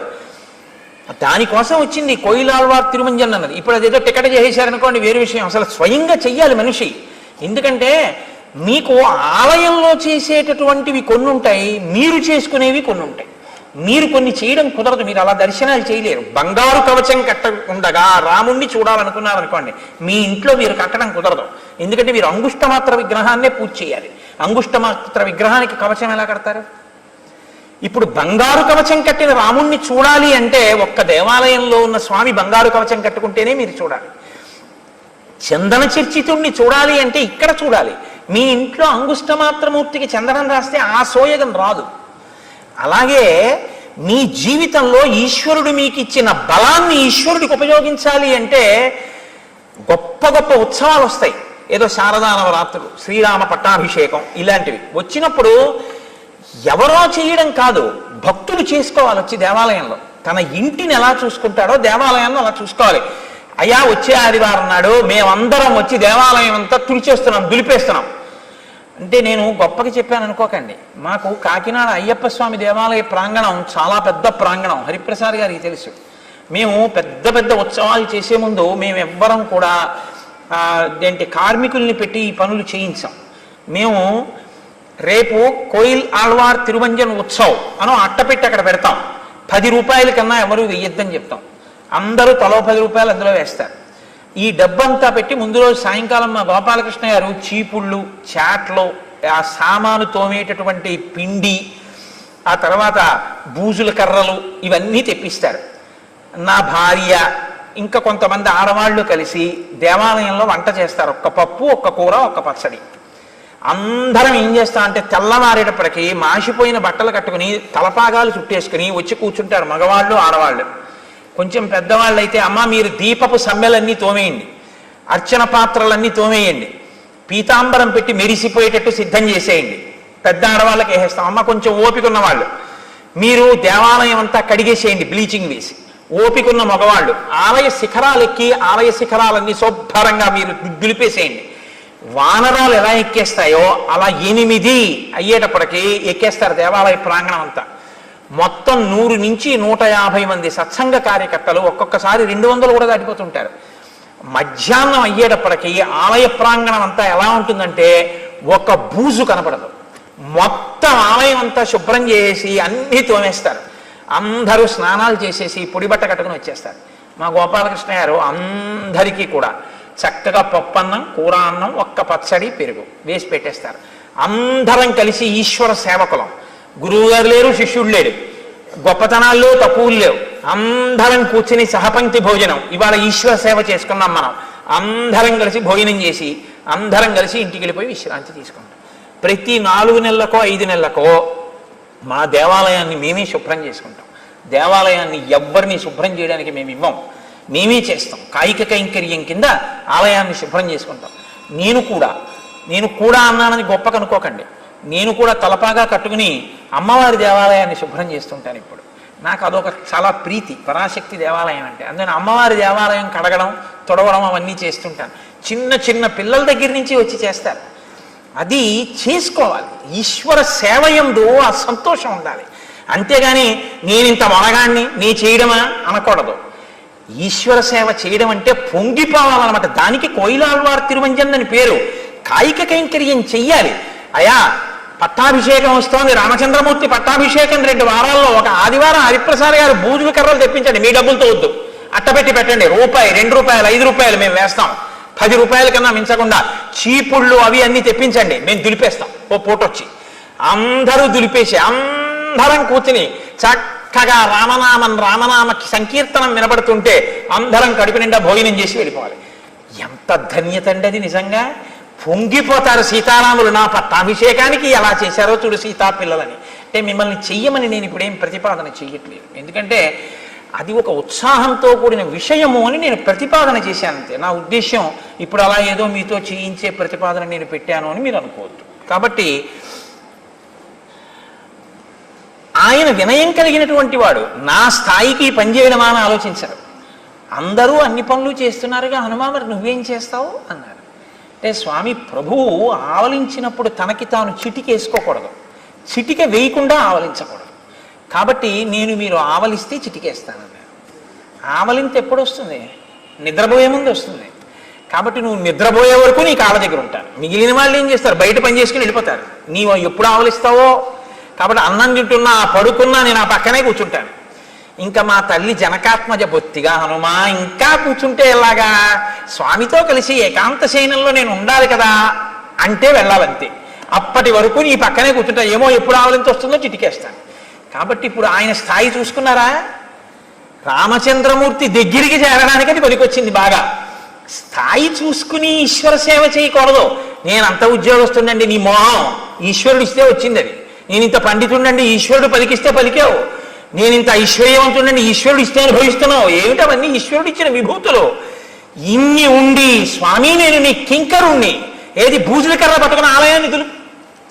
అప్పుడు నీ జీవితానికి ధన్యత అంటూ ఉంటే నీ మనవలు, నీ పిల్లలు ఇంటికి వెళ్ళి ఇవాళ నేను ఎక్కడికి వెళ్ళానో తెలుసురా, ఆలయం దులపడానికి వెళ్ళాను రా, కోయిలాల్వార్ తిరువంజనం పట్టాభిషేకం కదూ, గుడిలో కాసేపు ఓ గోడంతా దులిపేసి వచ్చేసాను. గోడలు మేము భాగం వేసేస్తాం, ఈ గోడ నీది, ఈ కిటికీలు నీవి అని. ముక్కులకి గుడ్డలు కట్టేసుకుని మా వాళ్ళు చిన్న చిన్న బ్రష్లు కూడా పెట్టుకుని దులిపేసి, పీతాంబరాలు పట్టుకుని పైకెక్కేసి, కలసలు తోమేసి, వాటర్ జెట్స్ పెట్టి కొట్టేసి, ఈ కుర్రాళ్ళందరూ పైకెక్కేసి కడిగేసి, పెంకుల మీద కూడా పక్షి రెట్ట కూడా ఉండనివ్వరు, శుభ్రంగా చేసేసి శారదా నవరాత్రులు ప్రారంభం చేస్తాం. అలా సంవత్సరంలో ఒక 2-3 పర్యాయాలు చేస్తుంటాం. ఇప్పుడు ఇక్కడి నుంచి వెళ్ళగానే బహుశా ప్రారంభం చేయవలసి ఉంటుంది. ఒకసారి దేవాలయం ఎన్నాళ్ళయిందో వెళ్ళి ఓసారి అందరం కోయిలాల్వార్ తిరుమంజన ఉత్సవం చేసుకోవాలి.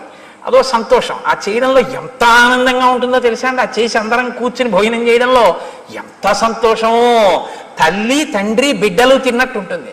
అందుకే నా భార్య ఇంకో 2 కలిసి వండేస్తారు అందరికీ. అందరం కలిసి అమ్మగారు వండారు ఇవాళ అన్నం, ఎంత సంతోషమో. మా వాళ్ళకి పెద్ద పెద్ద అధికారులు ఎవరు అలా అనుకోరు. అమ్మగారు అన్నం వండారు, అమ్మగారు పప్పు వండారు, అంతే. ఆ ఆవకాయ, ఆ కూర, ఆ పప్పు అన్నం తినేసి పొంగిపోయి ఒళ్ళు హోనం అయిపోయేటట్టు సేవ చేసేసి ఇంటికి వెళ్ళిపోతాడు. ఎంత సంతోషం అండి జీవితంలో నిజంగా అలా ఈశ్వరుడికి సేవ చేయడం. కాబట్టి ఇప్పుడు అది అవాల్మీకి అంశం అండి, వాల్మీకంలోది కాదు. ఆవులిస్తే చిటికేస్తానని మీరు మళ్ళీ కోటేశ్వరరావు వాల్మీకి రామాయణంలో చెప్తూ ఇది చెప్పారు, ఇది ఎక్కడుందండి ఈ శ్లోకం అని అడక్కండి. అవాల్మీకం కానీ అందానికి నేను చెప్పాను అంతే.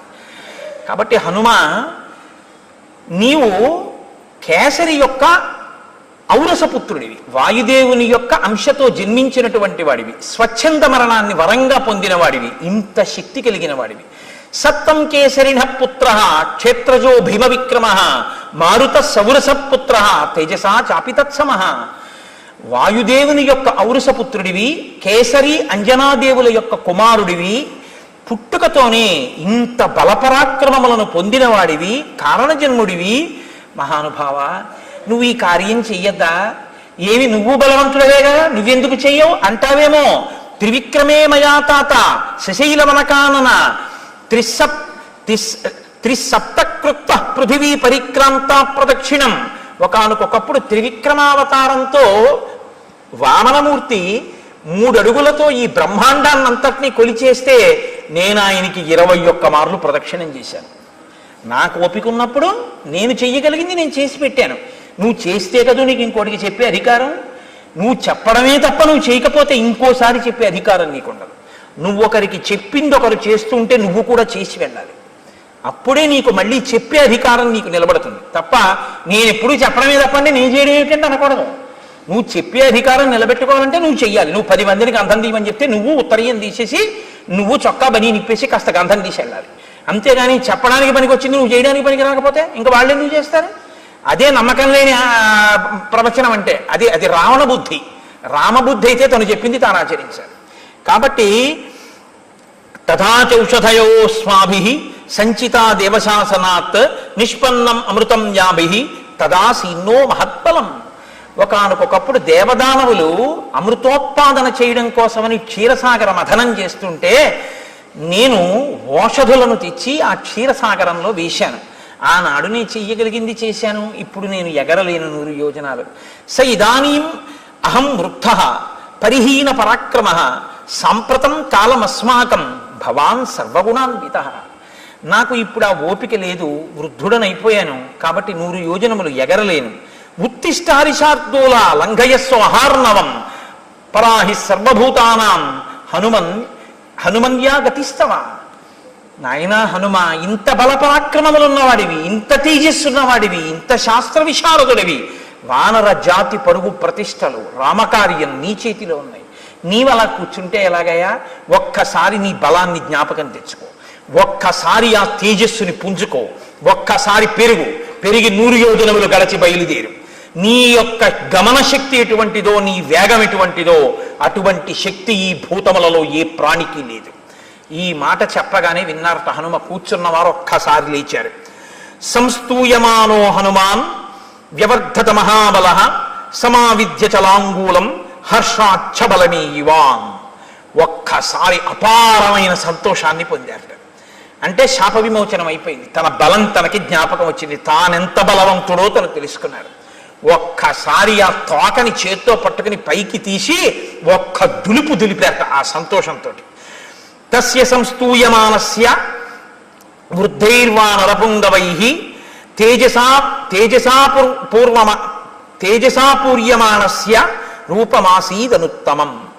ఆ వృద్ధులైనటువంటి వానర పుంగవులు చేసినటువంటి స్తుతి చేత శాప విమోచనాన్ని పొందినటువంటి హనుమ తన బలపరాక్రమములు తాను తెలుసుకుని అపురూపమైనటువంటి రూపాన్ని పొందారు. ఇత పూర్వం వానరులు ఎవ్వరూ ఎప్పుడూ హనుమని ఎలా చూడలేదో అలాంటి స్వరూపాన్ని పొందారు. అంటే ఆయన ఆనందాన్ని పొంది తన బలం, తన శక్తి తనకి తెలుస్తున్న కొద్దీ తను పెరిగిపోతున్నాడు. అంతంత అంతంత అంతంత పెరిగిపోయి ఇప్పటి వరకు ఇలా చూసిన వాళ్ళు ఇలా ఇలా ఇలా ఇలా చూసేటట్టు పెరిగిపోతున్నారు. పర్వతకాయుడై అంతెత్తు పెరిగిపోయి యదా విజృంభతే సింహో విరుద్ధో గిరిగహ్వరే మారుత శౌరస పుత్ర తథా సంప్రతి జృంభతే. ఏమి మాటలు వేసేస్తారండి మహర్షి. గుహలో లేచినటువంటి సింహం తెరచి ఉంచినటువంటి గుహలోంచి బయటికి వచ్చేటప్పుడు ఎలా ఉంటుందో అలా ఉన్నారట స్వామి. గుహ మూసి ఉందనుకోండి, లోపల సింహం ఎలా లేచి బయటకు వస్తుందో మీకేం కనపడదు. గుహ తెరిచి ఉంటేనే మీకు కనపడుతుంది కదండి. సింహం కుక్క లేచి పరిగెత్తినట్టు పరిగెత్తదు. కుక్క లేచింది అనుకోండి, లేచిందే తర్వాత అలా పరిగెత్తుకుపోతుంది. ఓ పిల్లి లేచింది అనుకోండి, పడుకున్నది లేచి అలా పరిగెత్తుకుపోతుంది. ఓ ఆవు లేచింది అనుకోండి, పడుకున్నది లేచి మామూలుగా నిలబడుతుంది.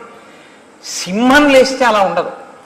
సింహం పడుకున్నటువంటి సింహం కానీ ఒక్కసారి ఇలా తల పక్కకి పెట్టి పడుకుంటుంది. ఇలాగ పడుకున్నటువంటి సింహం నిద్ర లేవాలనుకుందనుకోండి, ఒకసారి కళ్ళు రెండు బాగా తెరిచి ఇలా అని ఒక్కసారి గుహంతా కలయ చూసి లేచి నిలబడి ఒక్కసారి ముందు రెండు కాళ్ళ మీద ముందుకి సాగి ఒళ్ళు పూర్తిగా సాగతీసి ఒళ్ళు ఒక్కసారి ఆ నడు ఆడించి తోక దులిపి నాలుక పైకి తీసి పెదవులు రెండు నాక్కుని జూలు విదల్చి నోరు తెరిచి ఒక్క గర్జన చేసి అడుగు తీసి అడుగు వేస్తూ బయటికి వస్తూ ఉంటే ఇంకా ఎదురుగుండా ఏ మృగం ఉండడానికి వీల్లేదు. అలా ఉంటుంది దాని టీవీ, దాని నడక. ఆ సింహం ఎలా బయటికి వస్తుందో గుహలో లేచి, అలా హనుమ కూడా ఒక్కసారి అటువంటి స్థితిని పొందారు. అంటే అలా లేచి ఆ ప్రతి కదలిక, ప్రతి పుంజుకోవడం, ఆ తోక జాడించడం, ఆ పైకి పెరుగుతుండడం, అది అపూర్వంగా ఇంతమంది వానరులు మన హనుమే అని ఆశ్చర్యపోతూ చూస్తూ అందరి చేతులు ఇలా కలుసుకున్నాయి. అంత గొప్ప స్వరూపాన్ని పొందుతున్నారు. ఆ ముఖం వంక చూశారట. అశోభత ముఖం తస్య జృంభమాణస్య ధీమతః అంబరీషమివాదీప్తం విధూమైవ పావక. ఎర్రగా కాలిపోయిందనుకోండి పెనం, ఎలా ఉంటుందో అలా కాలిపోయిన ఎర్రటి ముఖంలా ఉన్నదట ఆయన యొక్క ముఖ తేజస్సు. పొగ లేకుండా ప్రకాశిస్తున్నటువంటి అగ్ని జ్వాల చాలా గొప్పగా ఉంటుంది. పొగ ఉన్నటువంటి అగ్ని జ్వాలకు అందం ఉండదు. పొగ అన్నది లేకుండా అగ్ని జ్వాల కానీ పైకి లేస్తోంది అనుకోండి, నాలుకలు చాపుతాడు అప్పుడు అగ్నిహోత్రుడు. అప్పుడు చూడాలి అందం. అసలు పూర్ణాహుతి అందం అంతా అప్పుడే. అసలు ఆ అగ్ని జ్వాల అలా లేవాలి.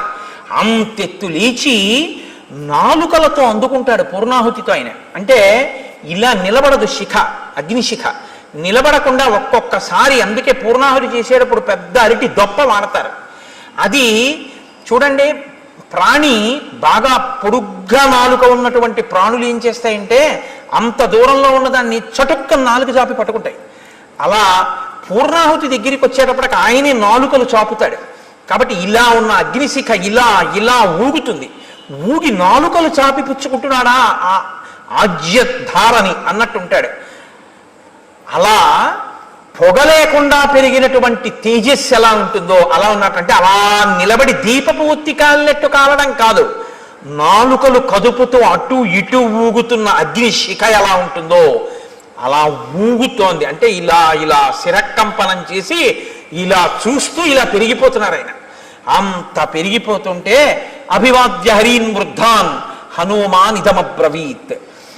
అక్కడ ఉన్నటువంటి ఆ వానరులందరికీ, వానరుల యొక్క పెద్దలకి ఇంత పెరిగిన వారు నమస్కారం చేశారు. ఇది ఆయన వినయం.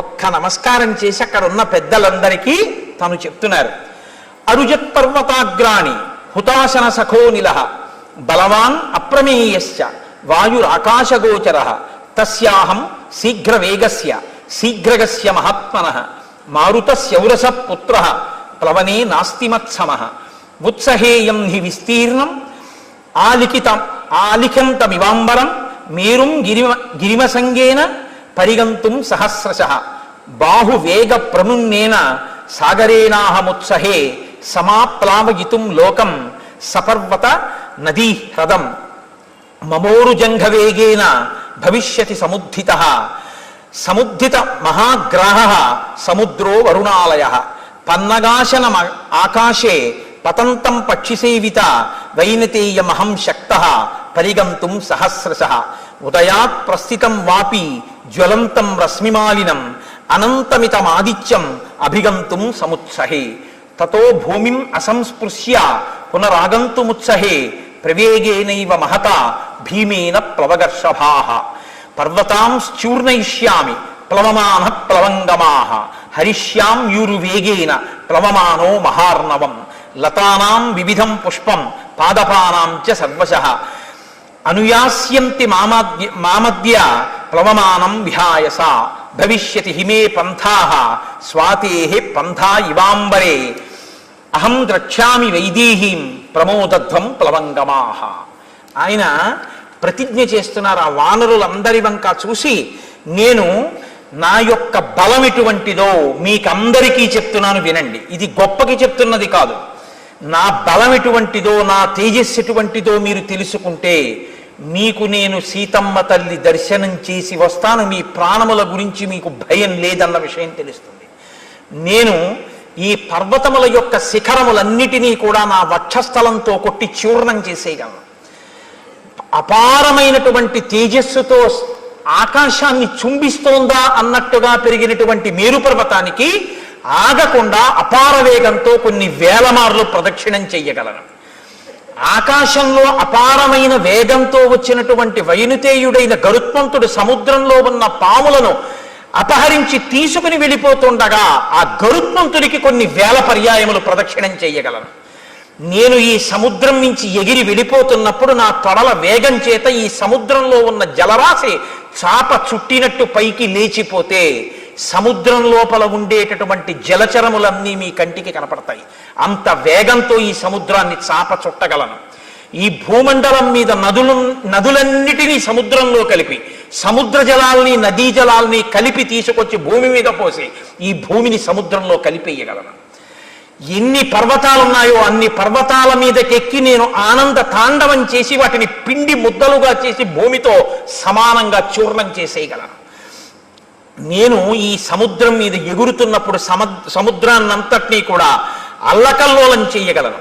సూర్యోదయం అవుతుండగా సూర్యుడితో పాటుగా బయలుదేరి సూర్యుడి కన్నా వేగంగా పశ్చిమాద్రికి చేరుకుని కిందకి దిగి భూమి మీద కాలు పెట్టకుండా మళ్ళీ వెనక్కి వేగంగా వచ్చి సూర్యుడు ఆకాశ మధ్యంలోకి వచ్చేటప్పటికి సూర్యుడిని కలిసి మళ్ళీ సూర్యుడు పశ్చిమాద్రికి వెళ్లే లోపల తిరిగి తూర్పు దిక్కున కిందకి దిగగలను. అంతటి వేగం ఉన్నవాణ్ణి. వాయుదేవుడు ఎంత వేగం ఉన్నవాడో, గరుత్మంతుడు ఎంత వేగం ఉన్నవాడో వారితో సమానమైనటువంటి వేగము, లాఘవము, గమనశక్తి, దూకగలిగినటువంటి శక్తి కలిగినటువంటి వాణ్ణి.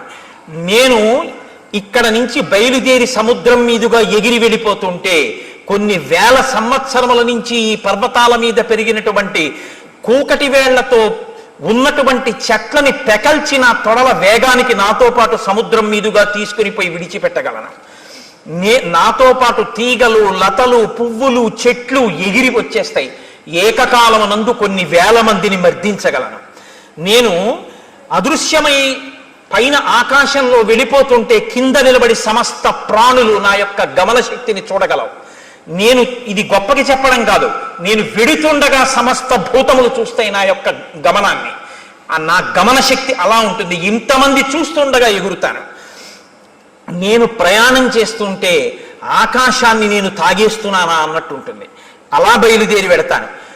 ఆకాశంలో మెరుపు వస్తే ఎలా ఉంటుందో ఆ మెరుపు తీగ కన్నా వేగంగా మబ్బుల్లోంచి ప్రయాణం చేస్తాను. ముల్లోకములను ఆక్రమించడానికి విజృంభించినటువంటి శ్రీ మహావిష్ణువు త్రివిక్రమావతారం పొందితే ఎలా ఉంటుందో అటువంటి రూపంతో నేను ఎగరగలను. నా యొక్క త్వరల వేగంతో సముద్రంలో ఉన్నటువంటి నీటినన్నింటినీ భూమి మీదకి తేగలను, నదుల మీద ఎగిరి నదుల మీద ఉన్నటువంటి నీటిని భూమి మీదకి తెచ్చి ఏకకాలంలో సముద్రాల్ని నదుల్ని ఎండింపచేస్తాను. అంతటి పరాక్రమం, అంతటి బుద్ధి, అంతటి తేజస్సు, అంతటి లాఘవం నా యందు ఉన్నాయి. నేను వెళ్ళి సీతమ్మ తల్లి దర్శనం తప్పకుండా చేస్తాను. చేసి మళ్ళీ 100 యోజనములు తిరిగొచ్చి మీ అందరికీ శుభవార్త చెప్తాను. మీ అందరూ ఆనందించండి, మీ ప్రాణాలకి భయం లేదు. సీతమ్మ తల్లి దర్శనాన్ని నేను పొందడం సర్వఖాయం. కాబట్టి మీరు సంతోషంగా ఉండండి అన్నారు. ఒక్కసారి ఆ పెరిగిపోతున్న హనుమ వంక చూశారు. ఇక్కడ నుంచి నేను బయలుదేరితే నేను పైకి ఎగరడానికి భూమిని నా పాదములతో దట్టించి పైకి లేస్తే ఏమి పరాక్రమశాలి, ఇంతకాలం మనతో ఏమి చేతకాని వాళ్లే ఉన్నాడు అని ఆ వానరులందరూ అంటున్నారు. వీరా కేసరిణ పుత్ర హనుమన్ మారుతాత్మజ జ్ఞాతీనాం విపుల శోక తయా తాత వినాశిత తవ కళ్యాణ రుచయ కపిముఖ్యా సమాగతా మంగళం కార్య సిద్ధ్యర్థం కరిష్యంతి సమాహితా. రామాలయంలో నీరాజనం ఇమ్మనండి. ఋషీణాం చ ప్రసాదేన కపివృద్ధమతేన చ గురూణాం చ ప్రసాదేన ప్లవస్యత్వం మహార్ణవం. హనుమకి కూడా కాస్త విశేషంగా ఇమ్మనండి, కర్పూరం ఎక్కువ వేసి ఇమ్మనండి. కాబట్టి ఓ వీరా కేసరిపుత్ర, నీ యొక్క ఆ ప్రయత్నాన్ని చూస్తే మేమందరం ఎంతో సంతోషిస్తున్నాం. నీకు కళ్యాణము ఘటించుగాక, మంగళము జరుగుగాక. నీవు సీతాదర్శనము చేసి వచ్చే వానర జాతి యొక్క పరువు ప్రతిష్టలను నిలబెట్టదవుగాక. రామకార్యమునందు మనము సార్థక్యము పొందడముగాక. కాబట్టి ఋషుల యొక్క అనుగ్రహంతో, పెద్దల యొక్క అనుగ్రహంతో ఏ ప్రతిబంధకం లేకుండా ఆకాశ మార్గంలో నీ ప్రయాణం జరిగి నువ్వు లంకాపట్టణం చేరి సీతమ్మ తల్లిని చూసెదవుగాక అంటుండగా స్వామి మహేంద్రగిరి పర్వత శిఖరముల మీద ఒక్కసారి అట్నుంచి ఇటు తిరిగి జూలు విదిలిస్తే ఆయన యొక్క కదలికలకి, ఆయన యొక్క నడకకి పర్వతాల యొక్క శిఖరాలు కదిలిపోతే విద్యాధరులందరూ లేచి విడిపోయారట. ఋషులందరూ ఒక్కసారి కదిలిపోయారట. సింహాలు, పెద్ద పులులు, మృగాలు అన్నీ కూడా లేచి భీతితో పరిగెత్తేట. కలుగులలో ఉన్నటువంటి పావులు ఆయన పాద తాకిడికి కలుగులు మూసుకుపోతే అకస్మాత్తుగా కలుగులు మూసుకుపోతున్నాయని ఆ పావులు గభాలన బయటికి వచ్చేటప్పటికి సగంలో నొక్కేస్తే పర్వతం మీద పతాకాలు నిలబడ్డాయా అన్నట్టుగా విషాన్ని కక్కుతూ ఇలా నిలువుగా నిలబడ్డాయట పావులు. అటువంటి స్థితిలో ఆ మహేంద్రగిరి పర్వత శిఖరముల మీద నిలబడినటువంటి స్వామి హనుమ సవేగవాన్ వేగ సమాహితాత్మ హరిప్రవీర పరవీరహంత మనస్సమాధాయ మహానుభావో జగామలంకాం మనసా మనస్వి. ఆయన ఇంకా శరీరంతో మహేంద్రగిరి పర్వత శిఖరముల మీద ఉన్నారు, కానీ ఎప్పుడెప్పుడు లంకాపట్టణానికి వెళతానా అన్న మానసికమైన ఉత్సాహము చేత ఆయన 100 యోజనములు దాటి మనసా లంకలో ప్రవేశించినారు అని ఆయన మనోజవం, ఆయన మనసుకున్న బలంతో ఆయన ఇంకా శారీరకంగా వెళ్ళాలి, మనసుతో లంక చేరిపోయారు. అంతటి గొప్ప తేజోమూర్తి హనుమ అని హనుమ శాప విమోచనంతో పరమ మంగళప్రదమైన వార్తతో కిష్కింధకాండని పూర్తి చేస్తారు. కిష్కింధకాండ పూర్తి చేసినప్పుడు ఈ శ్లోకాన్ని హనుమ గురించి విన్న వాళ్ళకి ఇదే లభిస్తుంది అని శాస్త్రవాక్కు. ఏది ఆయన పొందారు? సవేగవాన్ వేగ సమాహితాత్మ హరిప్రవీర పరవీరహంత మనస్సమాధాయ మహానుభావో జగామలంకాం మనసా మనస్వి. ఒక్కొక్కడికి చూడండి శరీరంలో మంచి బలం ఉంటుంది, కానీ ఒరే ఈ పని చేద్దాం రా అన్నారనుకోండి, అబ్బో చేయగలమండి, కాలు జారిపోతే అంటాడు. అంటే మనసు బలహీనం. బలం ఉంటుంది కానీ వాడి బతుకంతా భయంతోనే సరిపోతుంది. ఒక్కొక్కడికి శరీర బలం ఉండదు. నిజానికి ఆయన శరీరంలో చాలా ఇబ్బందులు ఉంటాయి, కానీ ఆయన అసామాన్యమైనటువంటి పనులు చేస్తుంటాడు. ఎందుకంటే ఆయన మనసుకున్న బలం అటువంటిది. మనోజవం మరుతతుల్య వేగం. ఆ మనసుకి ఆ జవం, ఆ బలం ఉండాలి. ఆ మనోబలం ఎవడు పొందుతాడో వాడు సమస్యలకి పరిష్కారాన్ని సాధించుకోగలడు. కిష్కింధకాండ చివరలో మహర్షి మనసుతో చేరిపోయినటువంటి హనుమ యొక్క వైభవాన్ని కీర్తిస్తూ కిష్కింధకాండని పరిసమాప్తం చేశారు. రేపటి నుంచి సుందరకాండ ప్రారంభమవుతుంది. సుందరకాండ అద్భుతమైనటువంటి కాండ, ఉపాసన కాండ. అసలు స్వామి మహేంద్రగిరి పర్వత శిఖరముల మీద నించుని ఇక అక్కడి నుంచి బయలుదేరడానికి మొదలుపెట్టినటువంటి శ్లోకంలో రావణ అన్న చోట వా బీజాక్షరంతో మొదలు అత్యద్భుతమైనటువంటి కాండ, సుందరకాండే. రేపు స్వామి బయలుదేరి ఆకాశ మార్గంలో బయలుదేరడాన్ని చూపిస్తారు మహర్షి. రేపటి నుంచి సుందరకాండని సమయాన్ని సక్రమంగా వినియోగించుకోవడం కోసం 6:30కి ప్రవచన ప్రారంభమైపోతుంది. అంటే ప్రవచనానికి ముందు చేసేటటువంటి ప్రార్థనా శ్లోకాలు కూడా 6:30కి ముందు అయిపోతాయి. అంటే గురువందనం అవి 6:20కే ప్రారంభింపబడతాయి. అంటే ఎట్టి పరిస్థితుల్లో సుందరకాండ జరిగిన 7 రోజులు ఈశ్వరానుగ్రహంతో 6:31 కూడా కాకుండా జాగ్రత్త పడే ప్రయత్నం చేద్దాం. ఎందుకంటే సుందరకాండ మహాసముద్రం. అది ఎంత చెప్పుకుంటామో అంతగా మనకి సీతారామ లక్ష్మణ హనుమల యొక్క అనుగ్రహం పరిపూర్ణంగా లభిస్తుంది. అంత గొప్ప కాండ. కాబట్టి రేపటి నుంచి అందరూ చక్కగా సమయానికి వచ్చి ఒక్క శ్లోకం కూడా విడిచిపెట్టుకోకుండా, అంటే నేను చెప్పానన్న అహంకారంతో చెప్పట్లేదు, చక్కగా మీకు భక్తి కలిగిన వారు కాబట్టి చెప్తున్నాను, సుందరకాండని పరిపూర్ణంగా విని మనందరం ధరిద్దాం. అలా చెప్పగలిగినటువంటి శక్తిని నాకు రామచంద్రమూర్తి కటాక్షించుగాక అని రామచంద్రమూర్తి పాదములు పట్టి ప్రార్థన చేస్తూ, అందున ఈ 7 రోజులు సుందరకాండ జరిగేటప్పుడు చాలా గొప్ప గొప్ప విశేష కార్యక్రమాలు జరుగుతాయి. హనుమ సింధూరము చేత అర్చింపబడతారు, గణపతి సింధూరము చేత అర్చింపబడతారు. రేపటి రోజున చాలా అపురూపమైనటువంటి పూజ. స్వామికి గరికతో, వినాయకుడికి ఎర్రటి పువ్వులతో పూజ చెయ్యమని ఆయన్ని, ఎర్ర పూలతో సింధూరంతో పూజ చెయ్యాలి. ఈ మూడింటితోటి విశేష ద్రవ్యాలతో హనుమకి సహస్రనామార్చన జరుగుతుంది. 108 కొబ్బరికాయలు కొడతారు, 16 కొబ్బరికాయలు నిలబడి కొడతారు. వినాయకుడి దగ్గర కార్యసిద్ధికి ఎప్పుడూ కూడా నిలబడి కొబ్బరికాయ కొట్టండి అని శాస్త్రం. కాబట్టి నిలబడి 16 కాయలు కొడతారు. అది చాలా గొప్పగా ఉంటుంది ఆ పూజ. రేపు మీ అందరూ కూడా చక్కగా ఆ పూజని కూడా చూసి విఘ్నేశ్వరుడి యొక్క అనుగ్రహాన్ని పొందవచ్చు. రేపు 8 గంటలకి ఒక ప్రత్యేక ప్రసంగం చేస్తాను. మనం ప్రతి వాళ్ళకి నోటికొచ్చి ఉండాలి ఒక శ్లోకం ఒకటి. అది రాకుండా అసలు ఎవ్వరు ఉండకూడదు. సుముఖశ్చైకదంతశ్చ కపిలో గజకర్ణక లంబోదరశ్చ వికటో విఘ్నరాజో గణాధిప ధూమకేతుర్గణాధ్యక్ష పాలచంద్రో గజానన వక్రతుండ శూర్పకర్ణో హేరంబ స్కందపూర్వజ షోడశైతాని నామాని ఎప్పటే చుణియాదపి విద్యారంభే వివాహే చ ప్రవేశే నిర్గమేస్తథ సంగ్రామే సర్వకార్యేషు విఘ్నస్తస్య నజాయతే. 16 నామాలతో పిలిచారు వినాయకుడిని. ఎందుకు ఆ 16 నామాలతో పిలవవలసి వచ్చింది, దానికి ఎందుకంత గొప్ప విషయాన్ని ప్రతిపాదన చేశారు? నేను ఆ 16 నామాల గురించి మీకు కనీసం అందులో కొన్ని నామాల గురించి అయినా 16 ఒకవేళ నేను పూర్తి చేయలేకపోతే చెప్తే వినాయకుని యొక్క పరిపూర్ణమైన అనుగ్రహం లభిస్తుంది. వినాయకుని యొక్క అనుగ్రహం లభిస్తే కార్యానికి అడ్డుపడినటువంటి విఘ్నం తొలగిపోతుంది, కార్యహాని జరగదు, సంకల్పాలు నెరవేరుతాయి. కాబట్టి రేపు ఉదయం 8 గంటలకి వినాయక తత్వం మీద ఒక ప్రత్యేక ప్రసంగం చేస్తాను. కాబట్టి మీలో అవకాశం ఉన్నవారు చక్కగా 8 గంటలకు వచ్చి ఆ ప్రసంగాన్ని వినండి. ప్రసంగం అయిపోయిన తర్వాత వినాయకుడికి విశేషార్చన ఉంటుంది. చక్కగా ఆ అర్చనలో పాల్గొనండి.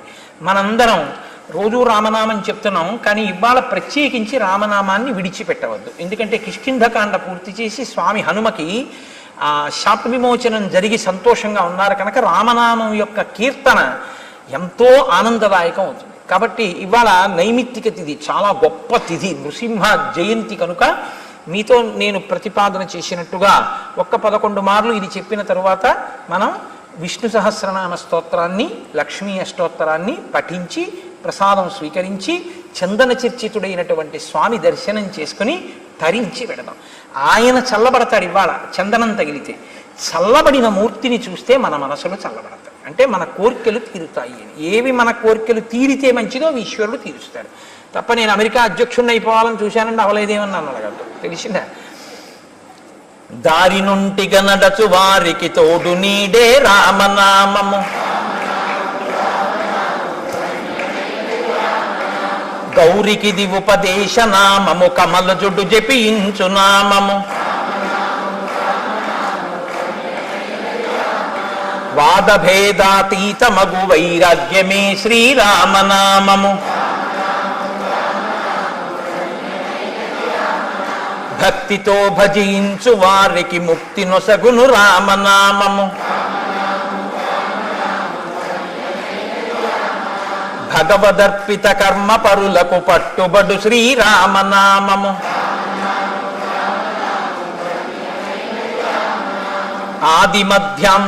ఆది మధ్యాంతాది రహిత యనాది సిద్ధము రామనామము. సకల జీవులలోన వెలిగే సాక్షిభూతము రామనామము.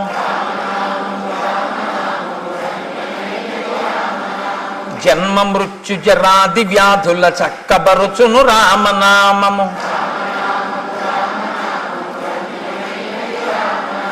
ద్వేష రాగ లోభ మోహములను త్రించునది శ్రీరామనామము.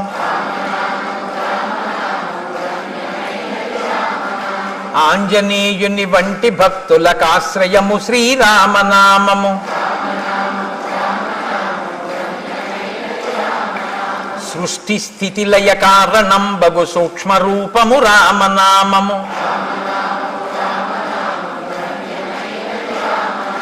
శిష్ట జనముల దివ్య దృష్టికి స్పష్టమగు శ్రీరామనామము.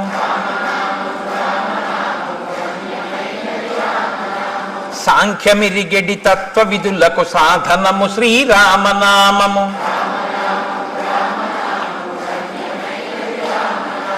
యుద్ధమందు మహోగ్ర రాక్షస యాగధంసము రామనామము.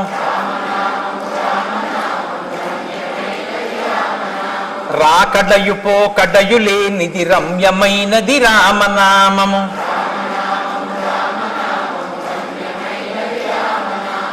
ఆత్మ సంయమ యోగ సిద్ధికి ఆయుధము శ్రీరామనామము.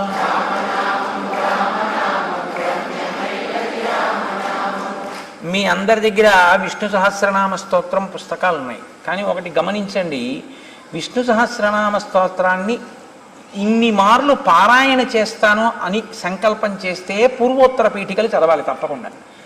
అలా కాకపోతే క్షీరోధన్వత్ ప్రదేశే దగ్గర మొదలుపెట్టి వనమాలి గదీశాంగి వరకు చదివితే సరిపోతుంది. కాబట్టి ప్రార్థనా శ్లోకాలంటే మేఘశ్యామం పీత కౌశేయవాసం శాంతాకారం భుజగశయనం అవి కూడా చదువుతాం. కాబట్టి మీరు ఆ ఒరవడిలో చదవండి. నేను చదువుతుంటాను, నాతో కలిపి చదివేయచ్చు. మీ అందరికీ విష్ణు సహస్రం వచ్చిందే కాబట్టి అది నేనని మీరు అనక్కర్లేదు. కానీ ఇది శృంగగిరి పీఠం. శృంగగిరి పీఠానికి దీనికి అభేదం. ఎందుకంటే అది తండ్రి, ఇది కొడుకు, అది బింబం, ఇది ప్రతిబింబం. కాబట్టి ఇక్కడ ప్రారంభం చేసి చదివేటప్పుడు శంకర భగవత్పాదాచార్య స్వామి వారు స్థాపించినటువంటి పీఠాల యొక్క శాఖలు కనుక ఇక్కడ మనం ఎప్పుడూ కూడా అద్వైత ప్రసిద్ధమైనటువంటి ఆచార్యులకి ముందు నమస్కారం చేస్తే తప్ప ఏదీ చేయకూడదు. గురువందనం చెయ్యాలి. కాబట్టి నేను మీతో మనవి చేశాను, సదాశివ సమారంభాం శంకరాచార్య మధ్యమాం అస్మదాచార్య పర్యంతాం వందే గురు పరంపరాం. ముందు 2 శ్లోకాలు నేను చెప్తాను, మీరు అనండి. అన్న తర్వాత మనం విష్ణు సహస్రాన్ని ప్రారంభం చేద్దాం. కాబట్టి ఇప్పుడు అనండి. శుక్లాంబరధరం విష్ణుం శశివర్ణం చతుర్భుజం ప్రసన్నవదనం ధ్యాయేత్ సర్వవిఘ్నోపశాంతయేత్. సదాశివ సమారంభాం శంకరాచార్య మధ్యమాం అస్మదాచార్య పర్యంతాం వందే గురు పరంపరాం. వేరొక మాట అనండి, అది 2 మాటలు అనాలి, ఒక సూర్యోదయం నుంచి ఇంకో సూర్యోదయం లోపల అని. కాబట్టి సదాశివ సమారంభాం శంకరాచార్య మధ్యమాం అస్మదాచార్య పర్యంతాం వందే గురు పరంపరాం. దీంతో పాటు నాకు ఒక్క కోరిక ఉంది. మీరు నా కోరిక తీర్చగలిగితే నేను ఎంతో సంతోషిస్తాను. మీరు నాకు చేయగలిగినటువంటి ఉపకారం అంటే అదొక్కటే. మీరు దయచేసి అర్థం చేసుకోండి, నేను త్రికరణ శుద్ధిగా చెప్తున్నాను. నాకు మీరు ఏ బహుమానాలు ఇవ్వక్కర్లేదు. నేను ఏదో అది నోటి మాటగా చెప్తున్నవాడిని కాదు. నాకు నిజంగా రామకార్యం కన్నా, నాకు నిజంగా రామ కథ కన్నా నా జీవితంలో గొప్పది ఇంకోటి లేదు. అది చెప్పుకోవడం నా జీవితానికి చాలు.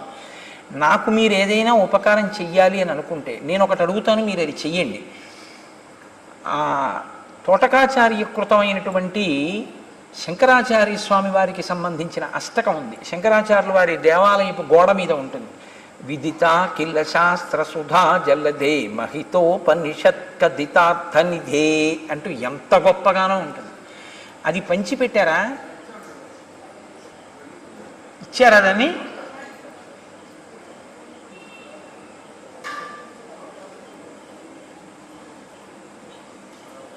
ఇంకా తయారవుతోంది. తోటకాష్టకం ఇక్కడ కూడా అందరికీ ఇవ్వండి, కొంచెం భారీగా తయారు చేయించి.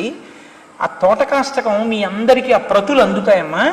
మన అందరం కూడా శంకరాచార్య స్వామి వారి పీఠాల్లో ఒక మర్యాద ఉంటుంది. ఏంటంటే కార్యక్రమం అయిపోయాక శంకర భగవత్పాదులకి కూడా ఇక్కడ నీరాజనం ఇచ్చి మనం ఏం చేయాలంటే గురువందనం చిట్ట చివర అందరం కలిసి అలా చెయ్యాలి. ఎందుకంటే గురుపాదుకలకి చేసేటప్పుడు పై వస్త్రం లేకుండా చేస్తాం. కానీ విదితాకిల శాస్త్ర సుధాజలదే చెప్తే వంగి భూమిని ముట్టుకుంటాం కుడి చేత్తో. అది మీరు ఆ ప్రతులు అందిన తర్వాత నేను ప్రతిరోజు ఒక్క 4-5 రోజుల పాటు దాన్ని చదివించి నమస్కారం చేయిస్తాను. చక్కగా సుందరకాండ మధ్యలో అది అందే ప్రయత్నం చేస్తే ప్రతిరోజు మనం తోటకాష్టకంతో అందరం కంఠం కలిపి చదివి నమస్కరిస్తే ఇన్ని కంఠాలతో తోటకాష్టకం వింటే అదొక్కటే నేను కోరుకునేటటువంటి ప్రతిఫలం. ఇంతమంది కలిసి చదివితే నేను పొంగిపోతాను. ఇవాళ వెళ్ళేటప్పుడు అందరికీ తోటకాష్టకం ఇస్తారు, మీరు ఇంటి దగ్గర కూడా చదవండి.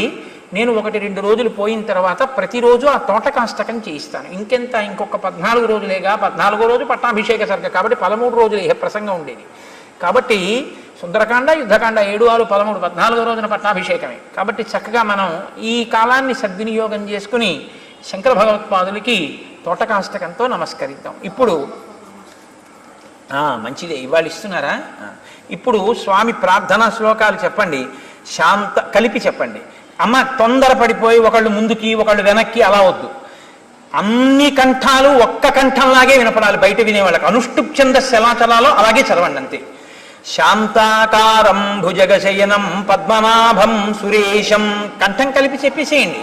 శాంతాకారం భుజగశయనం పద్మనాభం సురేశం విశ్వాధారం గగన సదృశం మేఘవర్ణం శుభాంగం లక్ష్మీకాంతం కమలనయనం యోగి హృద్యానగమ్యం వందే విష్ణుం భవభయహరం సర్వలోకైకనాథం సశంఖచక్రం సకిరీటకుండలం సపీతవస్త్రం సరసీరుహేక్షణం సహారవక్షస్థలశోభికౌస్తుభం నమామి విష్ణుం శిరసా చతుర్భుజం మేఘశ్యామం పీతకౌసేయవాసం శ్రీవత్సాంకం కౌస్తుభోద్భాసితాంగం పుణ్యోపేతం పుండరీకాయతాక్షం విష్ణుం వందే సర్వలోకైకనాథం క్షీరోధన్వత్ప్రదేశే శుచిమణి విలసత్సైకతే మౌక్తికానాం మాలాక్లుప్తాసనస్తస్ఫటికమణినిభైర్మౌక్తికైర్మండితాంగః శుభ్రైరభ్రైరదభ్రైరుపరి విరచితైర్ముక్తపీయూషవర్షైః ఆనందీనః పునీయాత్తరినళినగదా శంఖపాణిర్ముకుందః భూః పాదౌ యస్య నాభిః వియదసురనిలచ్చంద్రసూర్యౌ చ నేత్రే కర్ణావాసాశిరోద్యౌః ముఖమపి దహనో యస్య వాస్తేయమబ్ధిః అంతస్తం యస్య విశ్వం సురనరఖగో భోగి గంధర్వదైత్యైః చిత్రం రమ్యతేతం త్రిభువన వపుషం విష్ణుమీశం నమామి.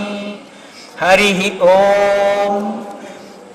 విశ్వం విష్ణుర్వషట్కారో భూతభవ్యభవత్ప్రభుః భూతకృద్భూతబుద్భావో భూతాత్మా భూతభావనః భూతాత్మా పరమాత్మా చ ముక్తానాం పరమాగతిః అవ్యయః పురుషः సాక్షి క్షేత్రజ్ఞోక్షర ఏవ చ యోగో యోగవిదాం నేత ప్రధాన పురుషేశ్వరః నారసింహవపుః శ్రీమాన్ కేశవః పురుషోత్తమః సర్వశివస్థాణుః భూతాధిర్నిధిరవ్యయః సంభవో భావనో భర్త ప్రభవ ప్రభురీశ్వరః స్వయంభూశంభురాదిత్యః పుష్కరాక్షో మహాస్వనః అనాధినిధనో ధాతా విధాతా ధాతురుత్తమః అప్రమేయో హృషీకేశ పద్మనాభో మరప్రభుః విశ్వకర్మా మనుస్వస్తాస్తవిస్తస్తవిరో ధ్రువః అగ్రాహ్య శాశ్వత కృష్ణో లోహితాక్ష ప్రతత్తనః ప్రభూతస్త్రికకుద్ధామా పవిత్రం మంగళం పరం ఈశాన ప్రాణద ప్రాణో జ్యేష్ఠ శ్రేష్ఠ ప్రజాపతి హిరణ్యగర్భో భూగర్భో మాధవో మధుసూదనః ఈశ్వరో విక్రమీ ధన్వీ మేధావీ విక్రమక్రమః అనుత్తమో దురాదర్శ కృతజ్ఞ కృతిరాత్మవాన్ సురేశ శరణం శర్మ విశ్వరేతాః ప్రజాభవః అహ సంవత్సరో వ్యాధ ప్రత్యయ సర్వదర్శనః అజ సర్వేశ్వర సిద్ధ సిద్ధి సర్వాధిరచ్యుతః వృషా కపిరమే ఆత్మా సర్వయోగ వినిశ్రుతః వసుర్వసుమనా సత్య సమాత్మా సంహితః సమః అమోఘ పుండరీకాక్షో వృషకర్మా వృషాకృతి రుద్రో బహుశిరా బభ్రు విశ్వయోనిశుచిశ్రవాః అమృత శాశ్వతస్థాణుర్వరారోహో మహాతపాః సర్వగః సర్వవిద్భాను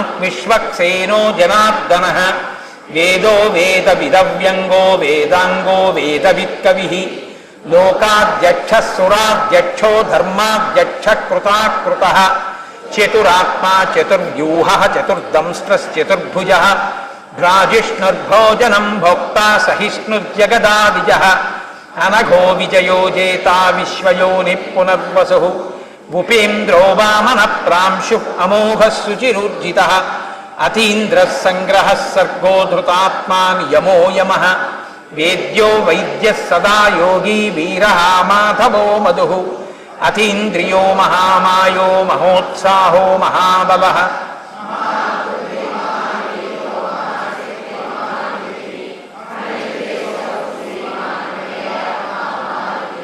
మహేశ్వాసో మహీభర్తా శ్రీనివాసः సతాంగతిః అనిరుద్ధः సురానందో గోవిందో గోవిదాంపతిః మరీచిర్దమనో హంసः సుపర్ణో భుజగోత్తమః హిరణ్యనాభः సుతపాః పద్మనాభः ప్రజాపతిః అమృత్యుః సర్వదృక్సింహः సంధాతా సద్ధిమాన్ స్థిరः అజో దుర్మర్షణः శాస్తా విశ్రుతాత్మా సురారిః గురుర్గురుతమో ధామ సత్యః సత్యపరాక్రమః నిమిషో నిమిషస్వగ్రీవాచస్పతిరుదారదీః అగ్రనీర్గ్రామణీ శ్రీమాన్ న్యాయో నేతా సమీరణః సహస్రమూర్ధా విశ్వాత్మా సహస్రాక్షః సహస్రపాత్ ఆవర్తనో నివృత్తాత్మా సంవృతః సంప్రమర్థనః అహః సంవర్తకో వహ్ని అనిలోధరణీధరః సుప్రసాద ప్రసన్నాత్మా విశ్వసృగ్విశ్వభుగ్విభుః సత్కర్తా సత్కృతః సాధు జహ్నుర్నారాయణో నరః అసంఖ్యేయో ప్రమేయాత్మా విశిష్టः శిష్టకృత్యుచిః సిద్ధార్థः సిద్ధసంకల్పः సిద్ధిదः సిద్ధిసాధనः వృషాహీ వృషభో విష్ణుః వృషపర్వా వృషోదరः వర్ధనో వర్ధమానశ్చ వివిక్తः శృతిసాగరः సుభుజో దుర్ధరో వాంగ్మీ మహేంద్రో వసుదో వసుః నైకరూపో బృహద్రూపస్సిపి విష్టప్రకాశనः ఓజస్తేజోద్యుతిధర ప్రకాశాత్మా ప్రతాపనः బుద్ధస్పష్టాక్షరో మంత్రచంద్రాంశుర్భాస్కరద్యుతిః అమృతాంశోద్భవో భానుశశబిందుః సురేశ్వరः ఔషధం జగతః సేతుః సత్యధర్మపరాక్రమः భూతభవ్యభవన్నాథః పవనః పావనో నలః కామః కామకృత్కాంతః కామః కామప్రదః ప్రభుః యుగాదికృత్యుగావర్తో నైకమాయో మహాశనః అదృశ్యో వ్యక్తరూపశ్చ సహస్రజనంతజిత్ ఇష్టో విశిష్టశిష్టేష్టः శిఖండీ నహుషో వృషः క్రోధకృత్కర్తా విశ్వబాహుర్మహీధరः అచ్యుత ప్రదిత ప్రాణ ప్రాణదో వాసవానుజః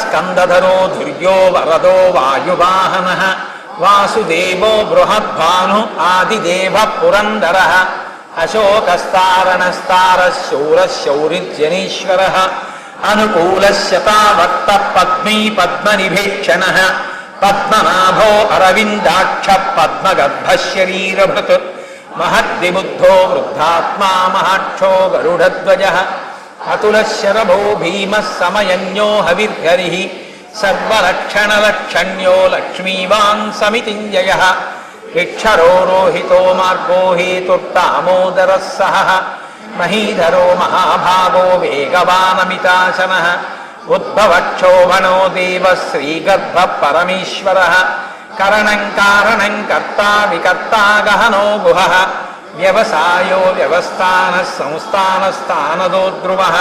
పరద్భిప్పసమస్పష్టతుష్టపుష్టసుభీక్షణః రామో విరామో విరజో మార్గో నేయో నయో నయః వీరశక్తిమతాం శ్రేష్టో ధర్మో ధర్మవిదుత్తమః వైకుంఠ పురుష ప్రాణ ప్రాణద ప్రణమ పృదు హిరణ్యగర్భశత్రుఘ్నో వ్యాప్తో వాయురథోక్షజః ఋతు సుదర్శన కాల పరమేష్టి పరిగ్రహ ఉగ్ర సంవత్సరో దక్షో విశ్రామో విశ్వదక్షిణః విస్తారస్తావరస్తాను ప్రమాణం బీజమవ్యయం అర్ధోనర్ధో మహాకోశో మహాభోగో మహాధనః అనిర్విణ్ణస్తవిష్టో భూధర్మయూపో మహామకః నక్షత్రనేమిర్నక్షత్రే క్షమక్షామः సమీహనః యజ్ఞయుజ్యో మహేజ్యస్య క్రతుః సత్రం శతాంగతిః సర్వదర్శీ నివృత్తాత్మా సర్వజ్ఞో జ్ఞానముత్తమం సుహృతః సుముఖः సూక్ష్మः సుఘోషः సుఖదः సుహృత్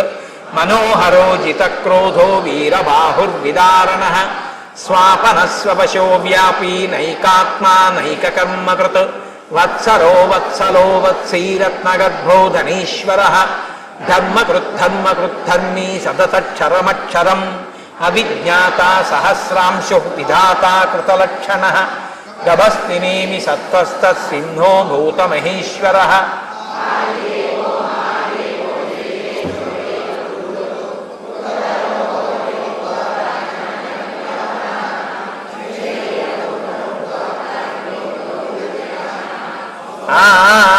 అక్కడే అందరి ఊపిరి ఒక్కసారే ఆగాలి. సోమ పోమృ తపస్సోమ పురుజిత్ పురుషత్తమః అన్నారనుకోండి, అని తీసే ఊపిరిలో ఇంకోళ్ళు చదవడం వినపడకూడదు. అందరి ఊపిరి వినపడుతూ సంధ్యారంభ విజృంభితం అంటారు శంకర భగవత్పాదులు. ఆ నిశ్శబ్దం మాట అవ్వాలి. అందరి ఊపిరి ఒక్కసారి తీయాలి తప్ప కొంతమంది ఊపిరి తీస్తుంటే కొంతమంది చదివితే తరుగుతున్నట్టు ఉంటుంది. అలా ఉండకూడదు.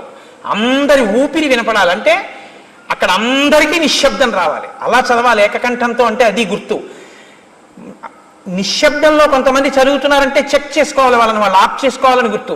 ఇప్పుడు చెప్పండి మళ్ళీ. హరి ఓం సోమ పోమృ తపస్సోమ పురుజిత్ పురుషత్తమః యోజయ సత్యసంధోదాశార్హ సాత్వతాం పతిః జీవో వినయితా సాక్షీ ముకుందో అమిత విక్రమః అంబో నిధిరనంతాత్మా మహోదధిశయోంతకః అజో మహార్హ స్వాభావ్యోజితామిత్ర ప్రమోదనః ఆనందో నందనో నందః సత్యధర్మా త్రివిక్రమః మహర్షి కపిలాచార్య కృతజ్ఞో మేదినీపతిః త్రిపదస్త్రిదశాధ్యక్ష మహాశృంగ కృతాంతకృత్ మహావరాహో గోవిందః సుషేణ కనకాంగదీ గుహ్యో గభీరో గహనో గుప్తశ్చక్ర గదాధరః వేదాస్వాంగోజిత కృష్ణో దృఢ సంకర్షణోచ్యుతః వరుణో వారుణో వృక్ష పుష్కర మహామనాః భగవాన్ భగానందీవనమాలీ హవాయుధః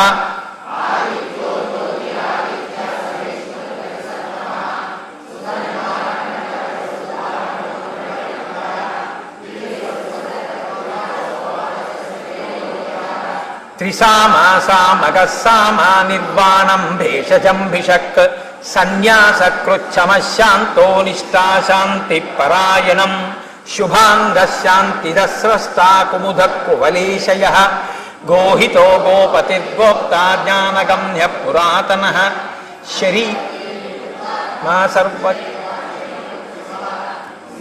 సవక్షాః శ్రీవాస శ్రీపతి శ్రీమతాంబరః శ్రీశ శ్రీనివాస శ్రీనిధి శ్రీవిభావనః శ్రీకర శ్రీమాన్ లోకత్రయాశ్రయః స్వచ్ఛస్వంగశతానందో నందిర్జ్యోతిర్గణేశ్వరః విజితాత్మా విధేయాత్మా సత్కీర్తిశ్చిన్న సంచయః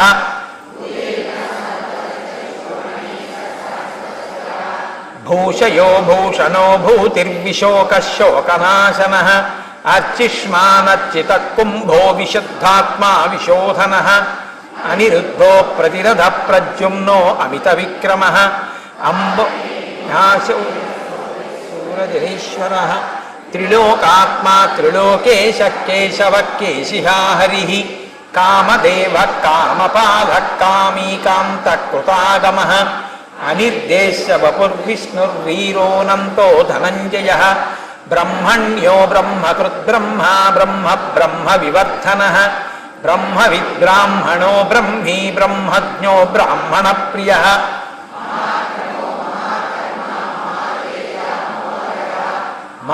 మహాక్రతుర్మహాయజ్వా మహాయజ్ఞో మహాహవిః స్తవ్యస్తవ ప్రియస్తోత్రం స్తుతిస్తోతారణ ప్రియః పూర్ణ పూరయితా పుణ్య పుణ్యకీర్తిరనామయః మనోజవస్తీర్థకరో వసురేతా వసుప్రదః వసుప్రదో వాసుదేవో వసుర్వసుమనాహవిః సద్గతిః సత్కృతిః సత్తా సద్భూతిః సత్పరాయణః శూరసేనో యదుశ్రేష్టః సన్నివాసः సుయామునః భూతా వాసో వాసుదేవः సర్వాసు నిలయో నలః దర్పః దత్పదో దృప్తో దుర్ధరోధాపరాజితః విశ్వమూర్తిర్మహామూర్తిర్దీప్తమూర్తిరమూర్తిమాన్ అనేకమూర్తిరవ్యక్తః శతమూర్తిః శతాననః ఏకోనైకः సవక్కః కిం యత్తత్పదమనుత్తమం.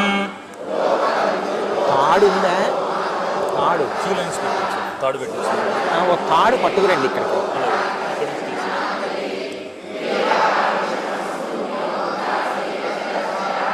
అమానీమానదో మాన్యోద్వామి త్రిలోకధృత్ సుమేధా మేధజోధన్యః సత్యమేధాధరాధరః తేజో వృషోద్యుతిధరः సర్వశస్త్రభృతాంబరः ప్రగ్రహో నిగ్రహో వ్యగ్రో నైకశృంగో గదాగ్రజः చతుర్మూర్తిశ్చతుర్బాహుః చతుర్వ్యూహः చతుర్గతిః చతురాత్మా చతుర్భావः చతుర్వేద విదేకపాత్ సమావక్తో నివృత్తాత్మా దుర్జయో దురతిక్రమః దుర్లభో దుర్గమో దుర్గో దురావాసో దురారిహ శుభాంగో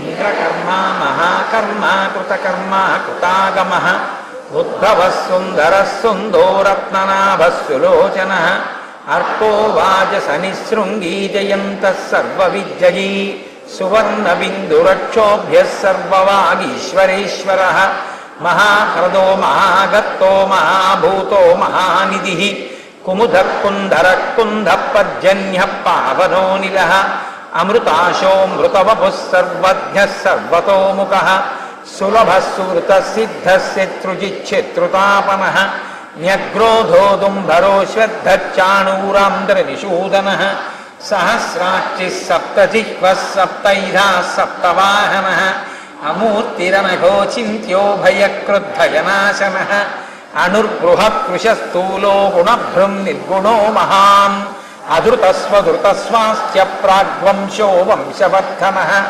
భారభృత్కదితో యోగీ యోగీశः సర్వకామదः ఆశ్రమశ్రమణక్షామः సువర్ణో వాయువాహనः ధనుర్వేదో దండో దమయితాదమః అపరాజితः సర్వసహో నియంతా నియమో యమః సత్యవాన్ సాత్వికः సత్యः సత్యధర్మపరాయణः ప్రియార్హోర్హ ప్రియకృత్ప్రీతివర్ధనः విహాయ స గతిర్జ్యోతిః సురుచిర్హృతభుగ్విభుః రవిర్విరోచనः సూర్యः సవితా రవిలోచనः అనంతో హుతభుగ్భోక్తా సుఖదో నైకదోగ్రజः అనిర్విణ్ణः సదామర్షీలోకాధిష్టానమద్భుతः సనాత్ సనాతనతమః కపిలః కపిరవ్యయः స్వస్తిధः స్వస్తికృత్ స్వస్తి స్వస్తి భుక్ స్వస్తి దక్షిణः అరౌద్రః కుండలీ చక్రీ విక్రమ్యూర్జితశాసనः శబ్దాతిగः శబ్దసః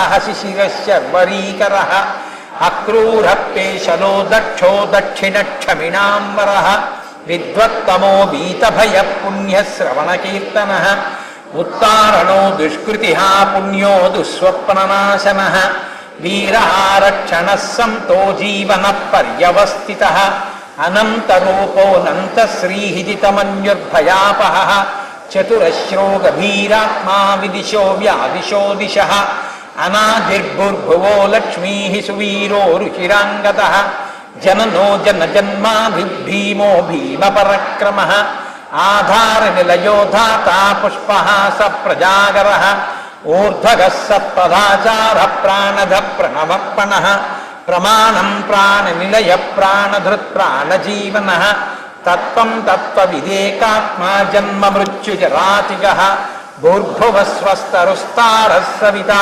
ప్రపితామహः యజ్ఞో యజ్ఞప్రతిర్యజ్వా యజ్ఞాంగో యజ్ఞవాహనః యజ్ఞభృత్యజ్ఞకృత్యజ్ఞీ యజ్ఞభుక్యజ్ఞసాధనః యజ్ఞాంతకృత్యజ్ఞగుహ్యం అన్నమన్నాదయేవ చ ఆత్మయోని స్వయం జాతో వైఖానः సామగాయనః దేవకీనందనः స్రష్టాచ్యుతీశ పాపనాశనః శంఖభృంనందకీ చక్రీ శార్ంగధన్వా గదాధరః రథాంగపాణిరక్షోభ్యः సర్వప్రహరణాయుధः శంఖభృంనందకీ చక్రీ శార్ంగధన్వా గదాధరः రథాంగపాణిరక్షోభ్యः సర్వప్రహరణాయుధः శ్రీ సర్వప్రహరణాయుధ ఓం నమ ఇతి వనమాలీ గదీశాంగీ శంఖీ చక్రీ చ నందకీ శ్రీమాన్నారాయణో విష్ణుర్వాసుదేవోభిరక్షతు వనమాలీ గదీశాంగీ శంఖీ చక్రీ చ నందకీ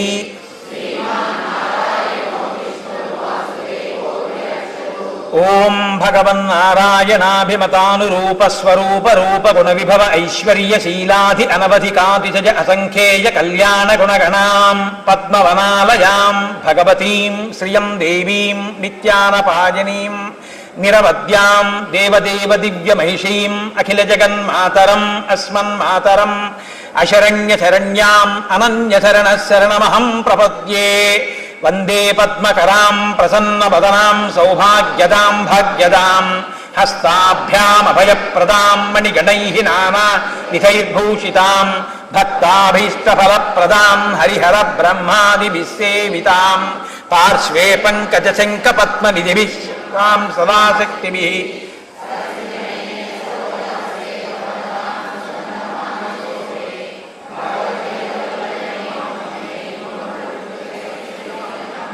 ప్రకృతిం వికృతిం విద్యాం సర్వభూతహితప్రదాం శ్రద్ధాం విభూతిం సురభిం నమామి పరమాత్మికాం వాచం పద్మాలయాం పద్మాం శుచిం స్వాహాం స్వధాం సుధాం ధన్యాం హిరణ్మయీం లక్ష్మీం నిత్యపుష్టాం విభావరీం అదితిం చ దితిం దీప్తాం వసుధాం వసుధారిణీం నమామి కమలాం కాంతాం క్షమాం క్షీరోద సంభవాం అనుగ్రహపరాం బుద్ధిమనఘాం హరివల్లభాం అశోకామృతాం దీప్తాం లోకశోక వినాశినీం నమామి ధర్మనిలయాం కరుణాం లోకమాతరం పద్మప్రియాం పద్మహస్తాం పద్మాక్షీం పద్మసుందరీం పద్మోద్భవాం పద్మముఖీం పద్మనాభప్రియాం రమాం పద్మమాలాధరాం దేవీం పద్మినీం పద్మగంధినీం పుణ్యగంధాం సుప్రసన్నాం ప్రసాదాభిముఖీం ప్రభాం నమామి చంద్రవదనాం